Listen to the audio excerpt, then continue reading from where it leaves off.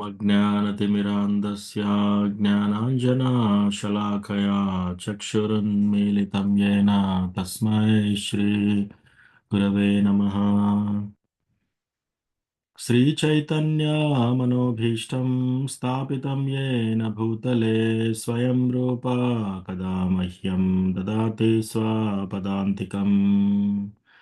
वन्देऽहं श्रीगुरो श्रीयुतापदकमलं श्रीगुरून् वैष्णवांश्च श्रीरूपं साग्रजातां सहगणा रघुनाथान्वितं तं सजीवम् साद्वैतं सावधूतं परिजनसहितं कृष्णचैतन्यदेवं श्रीराधा कृष्णपादान् सहगणा ललिता श्रीविशाखान्वितांश्च। हे कृष्णा करुणा सिन्धो दीनबन्धो जगत्पते गोपेशा गोपिका कान्ता राधा कान्ता नमोऽस्तु ते। तप्त काञ्चना गौराङ्गी राधे वृन्दावनेश्वरी वृषभानुसुते देवी प्रणमामि हरिप्रिये। वाञ्छाकल्पतरुभ्यश्च कृपासिन्धुभ्य एव च पतितानां पावनेभ्यो वैष्णवेभ्यो नमो नमः। श्रीकृष्ण चैतन्य प्रभु नित्यानंदा श्री अद्वैता गदाधारा श्रीवासादि गौरभक्तवृंदा। हरे कृष्णा कृष्णा कृष्णा हरे हरे हरे रामा राम राम हरे हरे। मत्समो नास्ति पापात्मा न पराधी च कश्चन परिहारेऽपि लज्जा मे किं ब्रुवे पुरुषोत्तम। युवतीनां यथा योनि यूनां च युवतौ यथा मनोभिरमते तद्वन्मनो मे रमतां त्वयि। भूमौ स्खलितपादानां भूमिरेवावलम्बनं त्वयि जाता परादानां त्वामेव शरणं प्रभो। गोविन्दवल्लभे राधे प्रार्थये त्वमहं सदा त्वदीयम् इति जानातु गोविन्दो मां त्वया सह। राधे वृन्दावनाधीशे करुणामृतवाहिनी कृपया निजपादाब्जा दास्यं मह्यं प्रदीयताम्। त्रिणादपि सुनीचेन तरोरपि सहिष्णुना मानिना मानदेन कीर्तनीय सदा हरिः। कथञ्चन स्मृते यस्मिन् दुष्करं सुकरं भवेत् विस्मृते विपरीतं स्यात् श्रीचैतन्यं नमामि तम्। संसारदुःखजलदौ प्रतितस्य कामा क्रोधादिनक्रमकरे कवलीकृतस्य दुर्वासना निगडितस्य निराश्रयस्य चैतन्यचन्द्र मम देहि पदावलम्बम्। चैतन्यचन्द्र मम देहि पदावलम्बम्। आजानुलम्बितभुजौ कनकावदातौ सङ्कीर्तनैकपितरौ कमलायताक्षौ विश्वम्भरौ द्विजवरौ युगधर्मपालौ वन्दे जगत्प्रियकरौ करुणावतारौ। हरे कृष्ण। हरे कृष्णा सुकोमला सत्यवती माताजी दंडवत प्रणाम। हरे कृष्ण प्रभु जी, हरे कृष्ण, दंड प्रणाम प्रभु जी।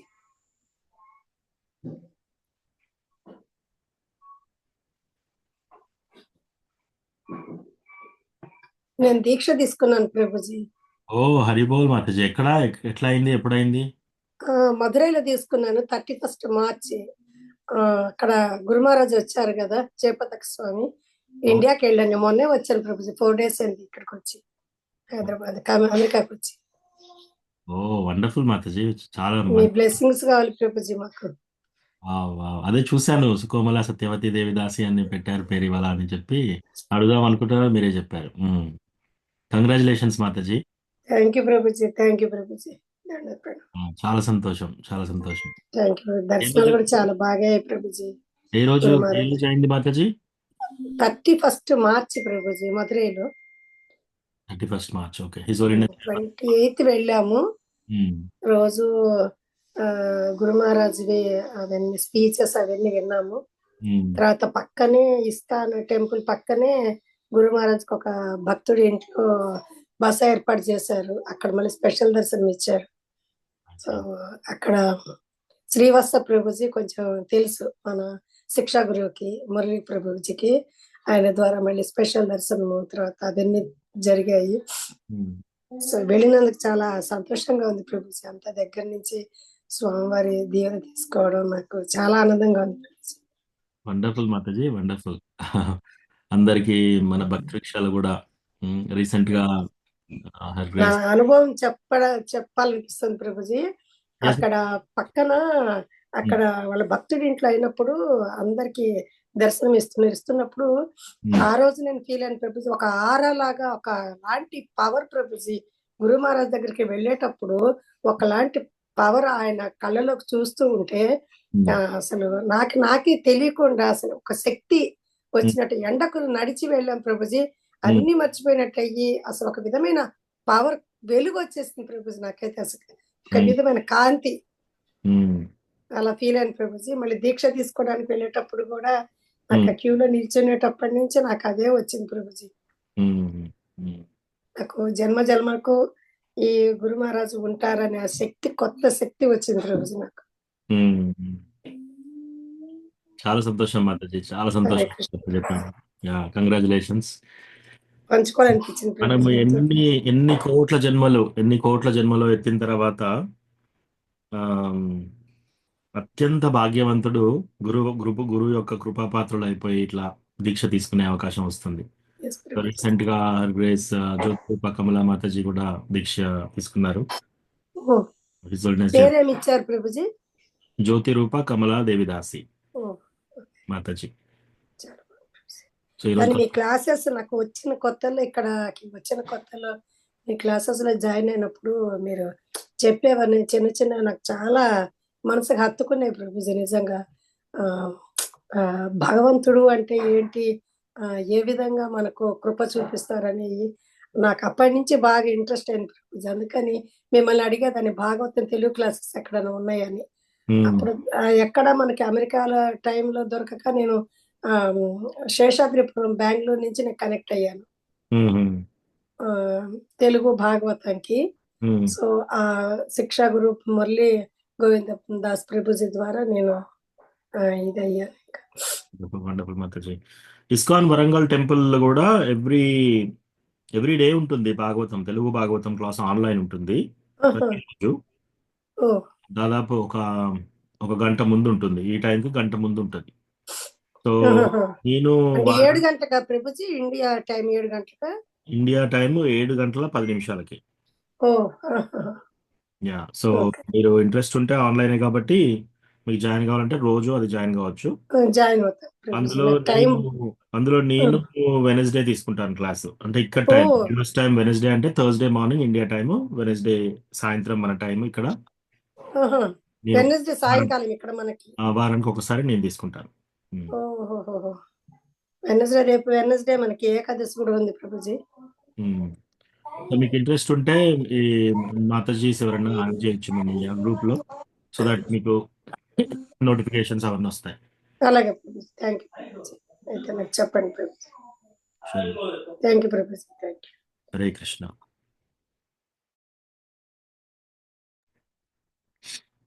సో ఇంకా ప్రభుజీ ఇప్పుడు మనము చదివేది నాలుగో చాప్టర్, 4వ అధ్యాయం 15వ శ్లోకం. సో ఇది అయిపోయినాక మనం భాగవతం కానీ చైతన్య చరితామృత కానీ కూడా స్టార్ట్ చేసుకోవచ్చు.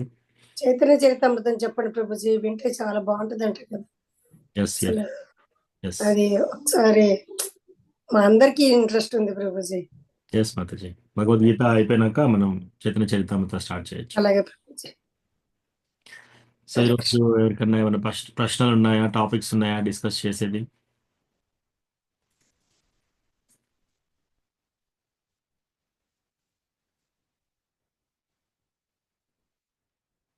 Hare Krishna Mataji. Congrats Mataji. Thank you Mataji. Thank you. Hare Krishna. దండ ప్రణామ్ మాతాజీ. ప్రణామ్ మాతాజీ. మేము అప్పుడే గురు ఆజ్ఞ ప్రోగ్రామ్ కి మదురైకి వచ్చాం మాతాజీ. అవునా మాతాజీ? ఇక్కడ వరంగల్ టెంపుల్ నుంచి వచ్చాం మాతాజీ. ఓ హరే కృష్ణ, నేను చూడలేకపోయాను మాతాజీ. మీ పేరు ఆ, మాతాజీ? జ్యోతి ఉండే మాతాజీ, జ్యోతి రూప కమలాదేవి దాసి ఓ ఇప్పుడు. మీరు కూడా తీసుకున్నారు ఆ రోజు? మేము అప్పుడు కాదు, నాది ముందే అయింది మాతాజీ, ఓకే మాయాపూర్ లో. ఓకే ఓ- okay okay. Okay Mataji, Hare Krishna. Hare Krishna Hare Krishna Mataji. Mataji. Hare Krishna, thank you. So ఇప్పుడు ఒకే గురువు దగ్గర శిష్యులు అందరూ గాడ్ బ్రదర్స్ గాడ్ సిస్టర్స్ అంటారు. అంటే yes. ప్రభుజీ మీరు కూడా ప్రభుజీ? నాది హిజ్ హోలీనెస్ రాధనాథ్ స్వామి మహారాజ్ దగ్గర హరే అయింది దీక్ష. కృష్ణ. సో రాధనాథ్ మహారాజ్ శిష్యులందరూ నా గాడ్ బ్రదర్స్ గాడ్ సిస్టర్స్. ఓ హరే కృష్ణ. ధన్యవాదాలు మాతాజీ, మీరు చాలా అదృష్టవంతులు. Thank you Mataji. అంత మాకు చాలా హ్యాపీ ఉన్నది మీ అందరి మీకు భక్తుల దీక్ష కృప అయింది. మాతాజీ. మాకు మాతాజీ షెల్టర్ అబ్బో మీ కృపలే మాకు ఇవ్వాలి మాతాజీ. మాకు కూడా కాలే, ఇంకా మాకు కూడా కావాలని భగవంతుని వేడుకోండి. భగవంతుడు త్వరగా పిలుస్తుంది మాతాజీ. మనకి అసలు గురువుని చూపిస్తున్నారు, మనకి వెళ్తున్నాము. అచ్యుత కుమార్ దాస్ ప్రభుజీ వల్ల మనం అన్ని నేర్చుకుంటున్నాం. ఇంకా ఇంకా ఎదగాలి మేము కూడా మనము. మేము ఎదురు చూస్తున్నాం మాతాజీ. మేము గురు మహిమ ఎప్పుడు ఉంటుందో, భగవంతుని Yes, మాతాజీ. అవును మాతాజీ. ఎప్పుడు ఉంటుందో అదే ఇక. మీ ఇలాంటి అదృష్టవంతులకైతే అయింది. లేదు మాతాజీ, ఇంకా ఇంకా చెయ్యాలి మాత. ఇది మొదటి స్టెప్ మాతాజీ, ఈ మొదటి మెట్టే ఇది. ఇంకా ఎదగాలి. అందుకనే చైతన్య చరితామృతం వింటే ఏమన్నా ఇంకా ఆ భక్తుడిలాగా వచ్చారు ఆయన. ఆయన కథ వింటుంటే ఒక ఎలా చెయ్యాలని మనకు తెలుస్తుంది అసలు. అవును మాతాజీ, మనకు గురువు గారిని చెప్పమన్నాం మాతాజీ. అవును ప్రభు, అవును మాతాజీ. థ్యాంక్ యూ మాతాజీ. హరే కృష్ణ. హరే కృష్ణ. విజయ్ రఘునాథ్ ప్రభు దండవత్ ప్రణామ్. కృష్ణ దండవతం. సారీ ప్రభు, కొంచెం లేట్ అయిపోయింది, సారీ. లేదు ప్రభు. హరే కృష్ణ. సో విజయ్ రఘునాథ్ ప్రభు మన సత్యవతి మాతాజీ ఇనిషియేషన్ తీసుకున్నారు మొదటి దీక్ష. His holiness Jayapataka Swami Maharaj. హరి బోల్. మాతాజీ పేరు హరి బోల్. కోమల సత్యవతి దేవిదాసి. సో మాతాజీ విజయ్ రఘునాథ్ ప్రభు కూడా మీ god brother. So his holiness Jayapataka. Hare Krishna Prabhuji, దండ ప్రణాం ప్రభుజీ. హరే హరే కృష్ణ. కృష్ణ మాతాజీ. హరి బోల్ హరే మాతాజీ. సో ప్రభు మాతాజీ అంట మన వరంగల్ ఇస్కాన్ టెంపుల్ గ్రూప్ లో యాడ్ చేయండి. భాగవతం ఆన్లైన్ క్లాసెస్ ఉంటాయి కదా, ఏదైనా గ్రూప్ ఉంటే అందులో మీరు ఓకే ఓకే కోమల సత్యవతి మాతాజీని యాడ్ చేస్తే ఎప్పుడైనా ఇంట్రెస్ట్ ఓకే ఓకే జాయిన్ అవుతారు మాతాజీ. ఓకే ఓకే నేను చేస్తాను ప్రభు. Thank you Prabhuji. Thank you Prabhuji. ఆ టైం సూట్ అవుతుంది ప్రభుజీ. 7 o'clock ఇక్కడ అంటే నాకు సరిపోతుంది. 7:10. నెంబర్ గ్రూప్ లో ఒకసారి పెట్టండి మాతాజీ. పెడితే నేను ఇప్పుడే పెడతాను ప్రభుజీ. విజయ రఘునాథ్ ప్రభు యాడ్ చేస్తారు మేము. అలాగే ప్రభుజీ. ఓకే ఓకే ప్రభు. థ్యాంక్ యూ హరే ప్రభు. కృష్ణ. హరే కృష్ణ. ఇంకెవరికన్నా ఏదైనా ప్రశ్న, ఏదైనా టాపిక్స్ ఉన్నాయా ఈరోజు? ప్రభుజీ హరే కృష్ణ. ఎస్ సరిత మాతాజీ. పెట్టాను ప్రభుజీ. Thank you. ప్రభుజీ ఇప్పుడు క్లాస్ టైంలో, జపం టైంలోనే మాకు క్లాస్ ఉంటుంది ప్రభుజీ. ఇప్పుడు ఆ క్లాస్ వినాలా, జపం చేసుకోవాలా? అది అంటే జపం చేయాలని తెలుసు ముఖ్యం, కానీ క్లాస్ మిస్ అవుతున్నా అనే బాధ ఉంటుంది. ఆ టైంలో జపం కూడా కరెక్ట్ మనసు పెట్టి చేయలేం కదా ప్రభుజీ. ఓకే మాతాజీ. జపా టైం ఎప్పుడు, క్లాస్ టైం ఎప్పుడు టెంపుల్లో? టెంపుల్ అని కాదు ప్రభుజీ, రోజు ఇదే టైంలో నేను జపం చేసుకునే టైం ప్రభుజీ. నాకు ఈ టైం ఐ సీ. నాకు మొన్న నేను క్లాస్ మిస్ అయినా, అంటే జపం చేసుకోవాలని ఈ క్లాస్ మిస్ అవుతున్నా నేను. ఒకటి బాగుంది ప్రభుజీ. లేదు మాతాజీ, చూసుకోండి. అన్నిటికంటే ముఖ్యము జప. సో మన లైఫ్లో ఎన్ని సేవలైనా సరే అన్ని పక్కకు పెట్టేసి జప 16 రౌండ్లు చాంటింగ్ చేయడం, ఫినిష్ చేయడం చాలా ఇంపార్టెంట్. ప్లస్ జప చేసేటప్పుడు కూడా సాధ్యమైనంత వరకు మీరు సైలెంట్గా ఉన్న అట్మాస్ఫియర్లో, పిల్లలు ఇంకా లేవకుండా, ఎవరు లేవని టైంలో అప్పుడు మీరు చేస్తే ప్రశాంతంగా ఉంటుంది మనసు. ప్లస్ జప కూడా చక్కగా అవుతుంది. సో రోజు 5 గంటల నుంచి 7 గంటల వరకు జప అలా పెట్టుకొని మీరు క్లాస్ వినేటప్పుడు మ్యూట్లో పెట్టేసి పనులు చేసుకోవచ్చు. అదొకటి ప్లాన్ చేసుకోవచ్చు మీరు. కానీ మీరు చూడండి మాతాజీ, మీకు ఎట్లాగో ఇస్కాన్ వరంగల్ టెంపుల్ నుంచి ప్రతిరోజు భాగవతం క్లాస్ ఉంటుంది కాబట్టి వారానికి అట్లీస్ట్ తక్కువలో వారానికి ఒక్క క్లాస్ వినండి, ఎవరిదైనా సరే. మీకు ఎక్కడ మీ భక్తిలో బాగా ఇంప్రూవ్మెంట్, ఎక్కడ స్ఫూర్తి ఎక్కడ వస్తుంది, మీకు ఎక్కడ ఇన్స్పిరేషన్ బాగా వస్తుంది, ఆ క్లాస్ ఒక్కటి మీరు ఆ, వారానికి ఒక క్లాస్ పెట్టుకోండి. అది మీరు టెంపుల్ క్లాసే కావచ్చు, భాగవతం క్లాస్ కావచ్చు, ఇస్కాన్ వరంగల్ వేరే ప్రభుజీ కావచ్చు, టెంపుల్ ప్రెసిడెంట్ కావచ్చు, ఎవరైనా సరే వారానికి ఒక క్లాస్ మాత్రం వినండి. మిగతా రోజులు మీరు జపా ఈ టైంలోనే జపా చేస్తే మంచిగా అవుతుంది. ఇప్పుడు తర్వాత డే ఇంకా స్టార్ట్ అయితే జపా సరిగా కాదు, చేయలేను అని అనుకుంటే క్లాస్ క్యాన్సిల్ చేసుకోండి. క్లాస్ క్యాన్సిల్ చేసేసుకొని మీరు జపా చేయొచ్చు.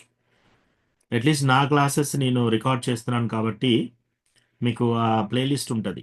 యూట్యూబ్కి వెళ్తే ప్లేలిస్ట్ ఉంటుంది. మళ్ళీ ఆ క్లాస్ అయిపోగానే నేను యూట్యూబ్ లింక్ పంపిస్తాను. సో మీరు డే టైంలో ఎప్పుడన్నా మీరు ఏదైనా పని చేసుకుంటూ కూడా జపా అయిపోయిన తర్వాత మీరు వినొచ్చు. సో అట్లా అదొక అవకాశం. ఓకేనా మాతాజీ?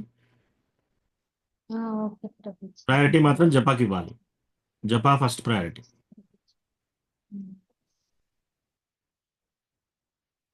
కాకపోతే మనం క్లాసెస్ వింటే ఏమవుతుందంటే మనకు అర్థమవుతుంది అసలు ఏంటి భక్తి, ఏంటి మనం ఏం చేస్తున్నాం, ఎందుకు చేస్తున్నాం, ఇదంతా అనమాట. ప్లస్ భక్తుల సాంగత్యం కూడా ఉంటుంది ఇక్కడ. అందరు అడిగిన ప్రశ్నలకు కూడా మనకి చాలా తెలుస్తూ ఉంటాయి. మన భక్తులలో నిలవగలుగుతాం, డీప్గా వెళ్ళగలుగుతాం. ఆ, ఆమ్, ఏ క్లాసు వారంలో ఒక క్లాస్ కూడా లేదనుకోండి, మళ్ళీ మెల్లమెల్లగా మనం దూరం అయిపోతుంటాం అనమాట. సో కొన్ని రోజులైనాక కూడా శ్రీల ప్రభుపాద ఏమంటాడంటే, మనం చాంటింగ్ చేయడం స్టార్ట్ చేసినప్పుడు ఎలా అవుతుంది, మనకు భక్తుల సాంగత్యంలో అడుగు పెట్టినాకనే చాంటింగ్ చేయడం మొదలు పెడతాం మనం. సో అలా చాంటింగ్ చేస్తూ చేస్తూ ఉంటే భక్తుల సాంగత్యంలో ఉండాలి. భక్తుల సాంగత్యంలో లేమనుకోండి, మెల్లమెల్లగా కొన్ని రోజులక చాంటింగ్ కూడా మనం మానేస్తాం. కాబట్టి భక్తుల సాంగత్యం చాలా ఇంపార్టెంట్. అట్లానే ఈ క్లాస్ అనే కాదు, ఏదో ఒకటి టెంపుల్కి రోజు వెళ్ళడమో, వారానికి ఒకసారి వెళ్ళడమో, ఏదో ఒకటి టెంపుల్ క్లాస్ వినడమో అదొకటి మాత్రం పెట్టుకోవాలి. అలా పెట్టుకుంటే సరిపోతుంది. ఓకే, ఇంకేమన్నా ప్రశ్నలు ఉన్నాయా? భగవద్గీత చదువుదామా? హరే కృష్ణ ప్రభుజీ. నాకు ఇస్కాన్ వరంగల్లో ఉన్నాను ప్రభుజీ.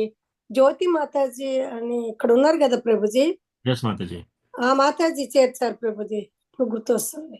ఉన్నాను, నేను ఇప్పుడు చూశాను ఇస్కాన్ వరంగల్. ఓకే, సో అట్లయితే అందులో అంటే ఆ గ్రూప్లో నేను లేను. సో ఒకవేళ పోస్ట్ చేస్తే మీకు ఆ ఇన్ఫర్మేషన్ అంతా ఉంటుంది. జూమ్ వేరే ఇంకో జూమ్ అంటే మీరుండే గ్రూప్ వేరుంటుందా ప్రభుజీ? నేను ఏ గ్రూప్లో లేను మాతాజీ. నేను ఓకే. జస్ట్ క్లాస్కి వెళ్ళి చెప్తాను. జూమ్ లింక్ ఒకటి ఇచ్చారు నాకు, టైంకి అక్కడికి వెళ్తాను. యూజువల్గా మనకు 30-40 మంది జాయిన్ అవుతారు డివోటీస్. ఓకే. సో జాయిన్ అవుతాను ప్రభుజీ. అయితే ఓకే, సరే మాతాజీ. ఇప్పుడు ఏ స్కంద జరుగుతుంది ప్రభుజీ? 2వ స్కందం. ఓకే, సో అయితే మనం భగవద్గీత చదువుదాము. 4వ అధ్యాయం 15వ శ్లోక.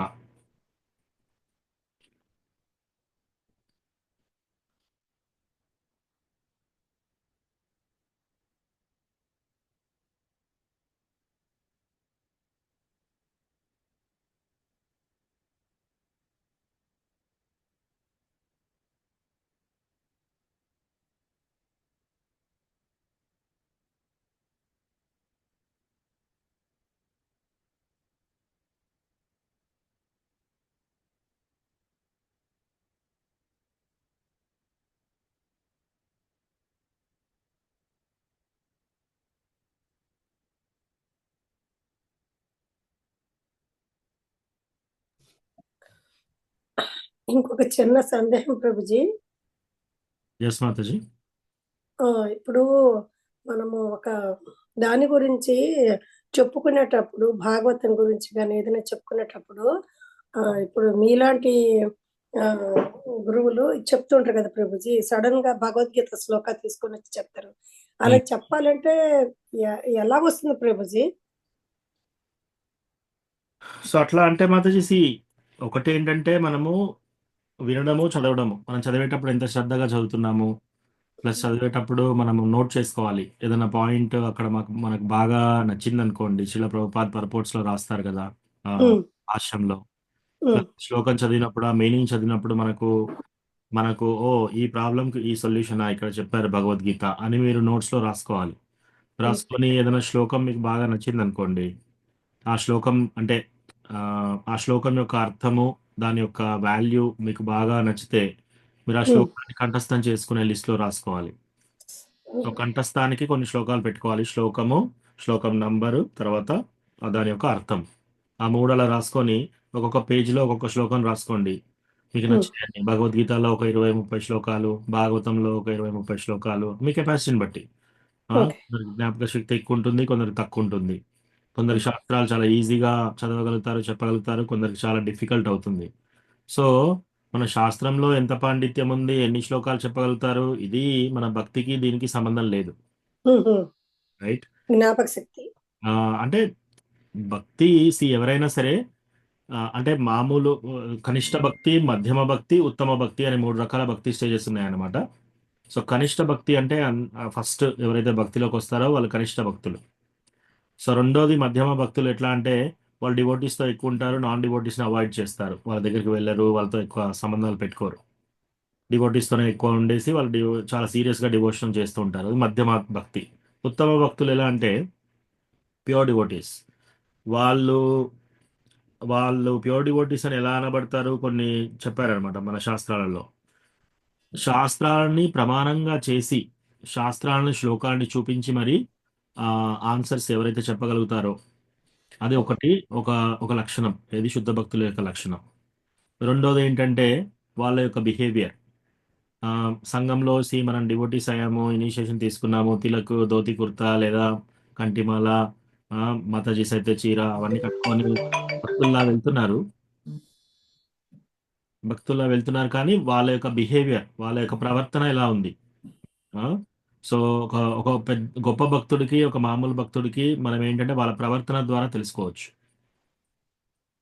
అదొకటి సో ఇవన్నీ కొన్ని ఉంటాయి సో మీకు అట్లా ఇంట్రెస్ట్ ఉండి ఆ శ్లోకాలు ఏదైనా టాపిక్లో ఎవరికైనా చెప్పాలన్నప్పుడు ఆ శ్లోకాలు రావాలి అంటే ముందే మీరు వాటిని రాసుకోవాలి కంఠస్థం చేసుకోవాలి ఏ టైంలో ఆ శ్లోకా తీసుకోవాలనేది మీకు అర్థం కావాలి అట్లా చేస్తే మీరు కొన్ని రాసి పెట్టుకొని ఆ, రోజు దాన్ని పొద్దున మధ్యాహ్నం సాయంత్రం చెప్తూ ఉండండి మెల్లమెల్ల మెల్లమెల్ల కంఠస్థం అయిపోతుంది శ్లోక కంఠస్థం అయిపోయినాక మీనింగ్ని కంఠస్థం చేసుకోండి దాని యొక్క మీనింగ్ ఆ రెండు కంఠస్థం చేసుకున్న తర్వాత వారానికి ఒకసారి మళ్ళీ ఇప్పుడు మీరు రెండో శ్లోకానికి మూడో శ్లోకాలకి అట్లా రాసుకొని పెట్టుకొని వెళ్ళారనుకోండి ఇంపార్టెంట్ శ్లోకాస్ 1 నుంచి 1.1 1.2 అలా అలా రాసుకొని మీరు 10 రాసుకున్నారనుకోండి ఎవ్రీ మంత్ కూర్చొని ఆ 10 మళ్ళీ విశ్లేషణ చేసుకోండి మళ్ళీ మళ్ళీ అది చెప్తూ ఉండండి ఆ, పని చేసేటప్పుడు వంట చేసేటప్పుడు స్నానం చేసేటప్పుడు తర్వాత ఇల్లు సర్దేటప్పుడు అంతా అవన్నీ మీరు ట్రావెల్ చేసేటప్పుడు అవి మళ్ళీ మళ్ళీ మళ్ళీ చెప్తూ ఉంటే మీకు కంఠస్థం అయిపోతాయి తర్వాత ఎప్పుడన్నా మీకు కావాల్సినప్పుడు ఆ శ్లోకం మీరు చెప్పగలుగుతారు అంటే ముఖ్యమైనవి అని ఎట్లా తెలుసుకోవాలి ప్రభుజీ? అది అనుభవం మీద వస్తుంది అంటారా ఏమంటారు? క్లాస్లో మీకు మీకు ఏదైనా చెప్తే ఈ శ్లోకం ఫస్ట్ విన్నారనుకోండి ఓ ఇది నేను ఫస్ట్ టైం వింటున్నాను ఇది ఇలా ఉంటుందా అసలు మనం కర్మ అంటే ఇలా చేయాలా ఆ? సో మనము మహాత్మా అంటే ఈ విధంగా ఉంటుందా బహునాం జన్మనాం అంతే ఓ కొన్ని కోట్ల జన్మల తర్వాత ఇది వస్తుందా భక్తి అట్లా మీకు ఏదైనా బాగా ఆ హృదయానికి తలిగాయి అనుకోండి ఏదైనా శ్లోకాలు అలా ఒకటి రాసి పెట్టుకోవచ్చు లేదా నేను భగవద్గీత చెప్పేటప్పుడు ఈ శ్లోకాలు కంఠస్థం చేయండి అని చెప్తాను కొన్నిసార్లు సో అవి కూడా మీరు మెమరైజ్ చేసుకోవచ్చు ఓకే. బాగుంది ప్రభుజీ, క్లూ బాగుంది. Thank you Prabhuji. Hare Krishna so మనము 15 శ్లోకంలో ఉన్నాము ఒక 4 శ్లోకాలు నెమరు వేసుకుందాం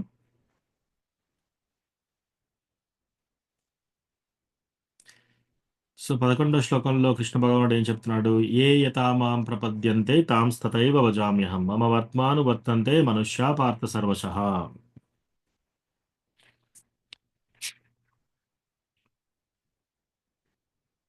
ఎవరు ఏ విధముగా నన్ను శరణు వేడుదరో వారిని ఆ విధముగా నేను అనుగ్రహింతును. ఓ పార్థ, ప్రతి ఒక్కరూ అన్ని విధముల నా మార్గమునే అనుసరింతురు. మనం చూస్తే రకరకాల మంది భక్తిలో రకరకాలుగా ఉంటారు. కొందరేంటి ఇతరత్ర దేవతలను పూజ చేస్తూ ఉంటారు. ఆ కొందరు ఏం చేస్తారంటే ఉపవాసాలు ఎక్కువ ఉంటారు. కొందరు ఏంటంటే నాస్తికులు, వాళ్ళు అసలు దేవుణ్ణి నమ్మరు. కొందరు మెడిటేషన్ చేసుకుంటారు. ఆ సో వాళ్ళు ఏ విధంగా ఎవరు భగవంతుణ్ణి ఏ విధంగా ఆశ్రయిస్తారో వాళ్ళకి కృష్ణ కూడా ఆ విధంగానే వాళ్ళకు కనిపిస్తాడు. ఆ విధంగానే వాళ్ళ హృదయంలో వాళ్ళకి అర్థమయ్యేలా చూస్తాడనమాట. ఎవరైనా నాస్తికులు దేవుడు లేనే లేడు ఇక్కడ అని ఎవరైనా గట్టిగా వాదించడం మొదలు పెడతారనుకోండి, దేవుడు లేనట్టుగానే వాళ్ళకు ఆ బలంగా వాళ్ళకు దేవుడు లేనట్టుగానే కనిపించేలా ప్రార్థిస్తాడు. భగవంతుడు కూడా వాళ్ళకి ఆ ఆ భగవంతుని యొక్క రూపాన్ని కానీ దాన్ని ఆ తెర తీయడనమాట. సో కొందరేంటి భగవంతునికి రూపం లేదు, నిరాకార రూపంలో ఉంటాడు భగవంతుడు అని చెప్పుకునే వాళ్ళు, వాళ్ళకు కూడా ఓన్లీ నిరాకారవాదం మీదనే ఎక్కువగా ఇంట్రెస్ట్ ఉండేలా చూస్తాడు భగవంతుడు. సో ఈ శ్లోకంలో అది చెప్తున్నాడు అనమాట. ఇంకోటి మల్లానా, ఆ శ్లోకంలో ఇప్పుడు నేను చూపించే శ్లోకంలో భగవంతుడు కంసుడి సభకు కుస్తీ స్థలానికి వచ్చినప్పుడు ఒక్కొక్క డివోటీకి ఒక్కొక్క విధంగా కనిపిస్తాడు అనమాట. అది చూద్దాం. ఒకే కృష్ణ ఉన్నాడు అక్కడ రంగస్థలానికి అక్కడికి వచ్చినప్పుడు, కానీ రకరకాల డివోటీస్ రకరకాలుగా కనబడ్డాడు.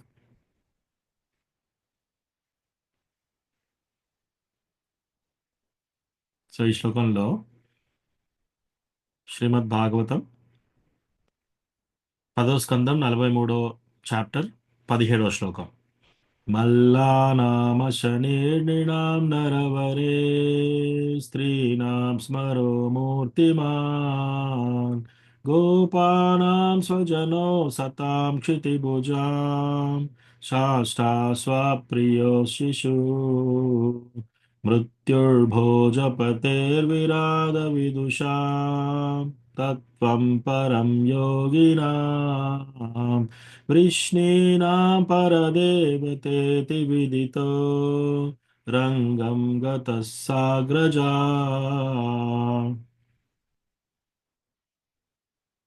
సో మల్లానాం అంటే మల్లయోధులు, కుస్తీ పట్టే వాళ్ళు. వాళ్ళకి ఎలా కనబడాడంట? మల్లానాం అశనేర్ణినాం.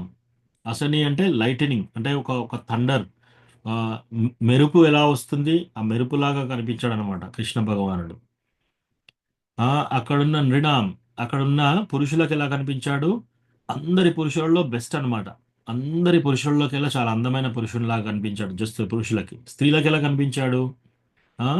ఆ క్యూపిడ్ లాగా మన్మధుడిలాగా కనిపించాడు అందరి స్త్రీలకి. మూర్తిమాన్, గోపానాం.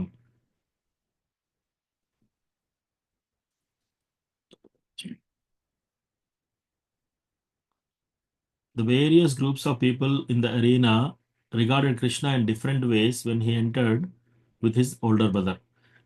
ఆ యొక్క కుస్తీ స్థలానికి వెళ్ళినప్పుడు, ఆ స్టేడియంలోకి వెళ్ళినప్పుడు కృష్ణ బలరాం అందరు ఆ స్టేడియంలో వేల మంది ఉన్నారు చుట్టూ. ఆ వేల మంది చూస్తున్నారు కృష్ణ బలరాంని. వాళ్ళందరికీ రకరకాలుగా కనిపించాడు కృష్ణ. మల్లయోధులకి కృష్ణ ఒక పిడుగులాగా కనిపించాడు. తర్వాత అక్కడున్న పురుషులలో బెస్ట్ పురుషుడు, అందరికంటే ఉత్తమమైన పురుషుల్లాగా కనిపించాడు. అక్కడున్న స్త్రీలకి మన్ముదుడిలాగా కనిపించాడు. అక్కడున్న గోపబాలులకందరికీ గోపాస్ అందరికీ ఈయన మా చుట్టం అలా కనిపించాడు, చుట్టంలాగా కనిపించాడు. తర్వాత వాళ్ళ యొక్క అమ్మ నాన్న ఉన్నారు అక్కడ, వసుదేవ దేవకి.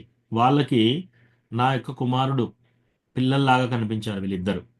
తర్వాత మన కంసుడికి మాత్రం ఆ చావులాగా కనిపించాడు. ఇంకా చావు దగ్గరైపోయింది నాకు అని. తర్వాత ఎవరైతే తెలివి తక్కువ వాళ్ళు ఉన్నారో వాళ్ళకి భగవంతుని యొక్క విరాట రూపం లాగా కనిపించాడు. కృష్ణ బలరాంను చూస్తే వాళ్ళందరికీ ఎలా ఉందంట? విరాట రూపాన్ని చూసినట్టుంది వాళ్ళకి. యోగీస్, అక్కడున్న యోగులందరికీ అన్నిటికంటే పరమైన తత్వం భగవంతుడు పరతత్వంలాగా కనిపించాడు. అక్కడ వృష్ణీస్, ఆ వంశంలో వృష్ణి వంశులందరికీ ఎలా కనిపించాడు? వాళ్ళ యొక్క కులదేవత లాగా కనిపించాడు అనమాట. సో అట్లా ఒకే కృష్ణ ఉన్నాడు అక్కడ, ఒకే కృష్ణ వచ్చాడు. ఇంతమందికి ఇన్ని రకాలుగా ఎందుకు కనిపించాడు? సో అది ఏ తామాం ప్రపద్యంతే తాంస్తథైవ భజామ్యహం. అది ఈ శ్లోకంలో చెప్తున్నాను అనమాట. నన్ను ఎవరు ఏ విధంగా ఆశ్రయిస్తారో వాళ్లకు నేను ఆ విధంగానే కనిపిస్తాను. ఇంకోటి మనం ఏం తీసుకోవచ్చు ఇక్కడ, ఇప్పుడు కృష్ణని యశోదామాత ఎప్పుడు చూసినా కూడా కుమారుడిలాగానే చూస్తుంది. నందమహారాజ్ ఎప్పుడైనా యశోదామాత చూసినా కూడా కృష్ణ ఏ లీల చేసినా సరే, ఆ కృష్ణ నేను అన్నం పెట్టకపోతే చనిపోతాడు, ఆయన ఆకలితో వీక్ అయిపోతాడు, కృష్ణ వీక్ అవుతాడు ఎప్పుడన్నా, అట్లా కనబడతాడు అనమాట. గోపబాలుల ఫ్రెండ్స్ అందరికీ ఎలా ఉంటారు? కృష్ణ ఆ, మా యొక్క ఫ్రెండ్ ఆడుకునే ఫ్రెండ్ లాగా కనిపిస్తాడు అనమాట. గోపీస్ అందరికీ కృష్ణ భగవానుడు వాళ్ళ యొక్క ప్రియుడిలాగా కనిపిస్తాడు. ఒకే కృష్ణుడు ఇంతమందికి వేరువేరుగా కనిపిస్తున్నాడు. అయితే ఇక్కడ ఏమంటున్నారు? ఏ తామాం ప్రపద్యంతే తాంస్తథైవ భజామ్యహం మమ వర్త్మాను వర్తంతే మనుష్య పార్థ సర్వశః. నన్ను ఎవరు ఏ విధంగా నన్ను సరెండర్ అవుతారో, నా శరణాగతి ఏ విధంగా తీసుకుంటారో వాళ్ళకు ఆ విధంగా నేను చూపిస్తాను. సో కొందరు ఇప్పుడే భక్తిలోకి వచ్చేసి భక్తి చేయాలి, ఒక కాలు ఇక్కడ పెడదాం, ఒక కాలు ప్రాపంచిక లైఫ్లో పెడదాం, వాళ్ళకి ఒక కాలే కనిపిస్తాడు. ఓకే, 25% భక్తులు చేద్దాము, 75% మాత్రం మనం మిగతా ప్రాపంచిక లైఫ్ చూద్దాం. 25% రివీల్ చేస్తాడు కృష్ణ, ఇంకెక్కువ చూపెట్టాడు. అట్లా ఎవరైనా పూర్తిగా భగవంతుని భక్తిలో లీనమైపోతారో వాళ్ళకి 100% కృష్ణ కూడా అలా కనిపిస్తాడు అనమాట. సో అది చెప్తున్నారు ఇక్కడ. 12 కాంక్షంత కర్మణాం సిద్ధిం యజంతా ఇహ దేవతా క్షిప్రం హి మానుషే లోకే సిద్ధిర్భవతి కర్మజా.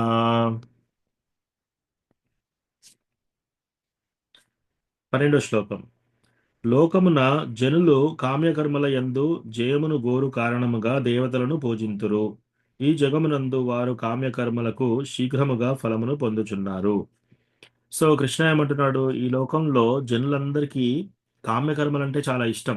కామ్యకర్మలు అంటే ఏంటి? డెవలప్ కావాలి, మనము మన ఆస్తి పెంచుకోవాలి, మన బలం పెంచుకోవాలి, మన పలుకుబడి పెంచుకోవాలి, మన పేరు ప్రతిష్ట పెంచుకోవాలి. ఇవన్నీ కామ్యకర్మలు. సో ఇవి పెంచుకోవడానికి వాళ్ళు ఏం చేస్తున్నారు? కొన్ని పనులు చేస్తున్నారు, శాస్త్రాలలో కొన్ని పనులు చేస్తున్నారు, పూజలు చేస్తున్నారు, దానాలు ఇస్తున్నారు. ఇవన్నీ దేనికి? వాళ్ళ యొక్క కామ్యకర్మలను సిద్ధించుకోవడానికి చేస్తున్నారు అనమాట. అప్పుడు వాళ్ళు కొంతమంది దేవతలను కూడా పూజ చేస్తారు. కొందరు వినాయకుడికి పూజ చేస్తారు, కొందరు శివుడికి, పార్వతికి, ఇలా చేస్తూ ఉంటారు. వాళ్ళకి జగమునందు వాళ్ళ కామ్యకర్మలు చాలా శీఘ్రంగా, చాలా ఫాస్ట్ గా వస్తున్నాయి ఫలాలు. ఎందుకు? ఈ యొక్క అన్యత్రా దేవతలను పూజ చేస్తున్నందువలన తొందరగానే వస్తున్నాయి. 13 చాతుర్వర్ణ్యం మయా సృష్టం గుణకర్మ విభాగశః తస్య కర్తారమపి మాం విద్య కర్తారమవ్యయం. ప్రకృతి త్రిగుణములు మరియు తత్సంబంధిత కర్మలను అనుసరించి మానవ సంగమునందలి చాతుర్వర్ణ్యములు నాచే సృష్టింపబడినవి.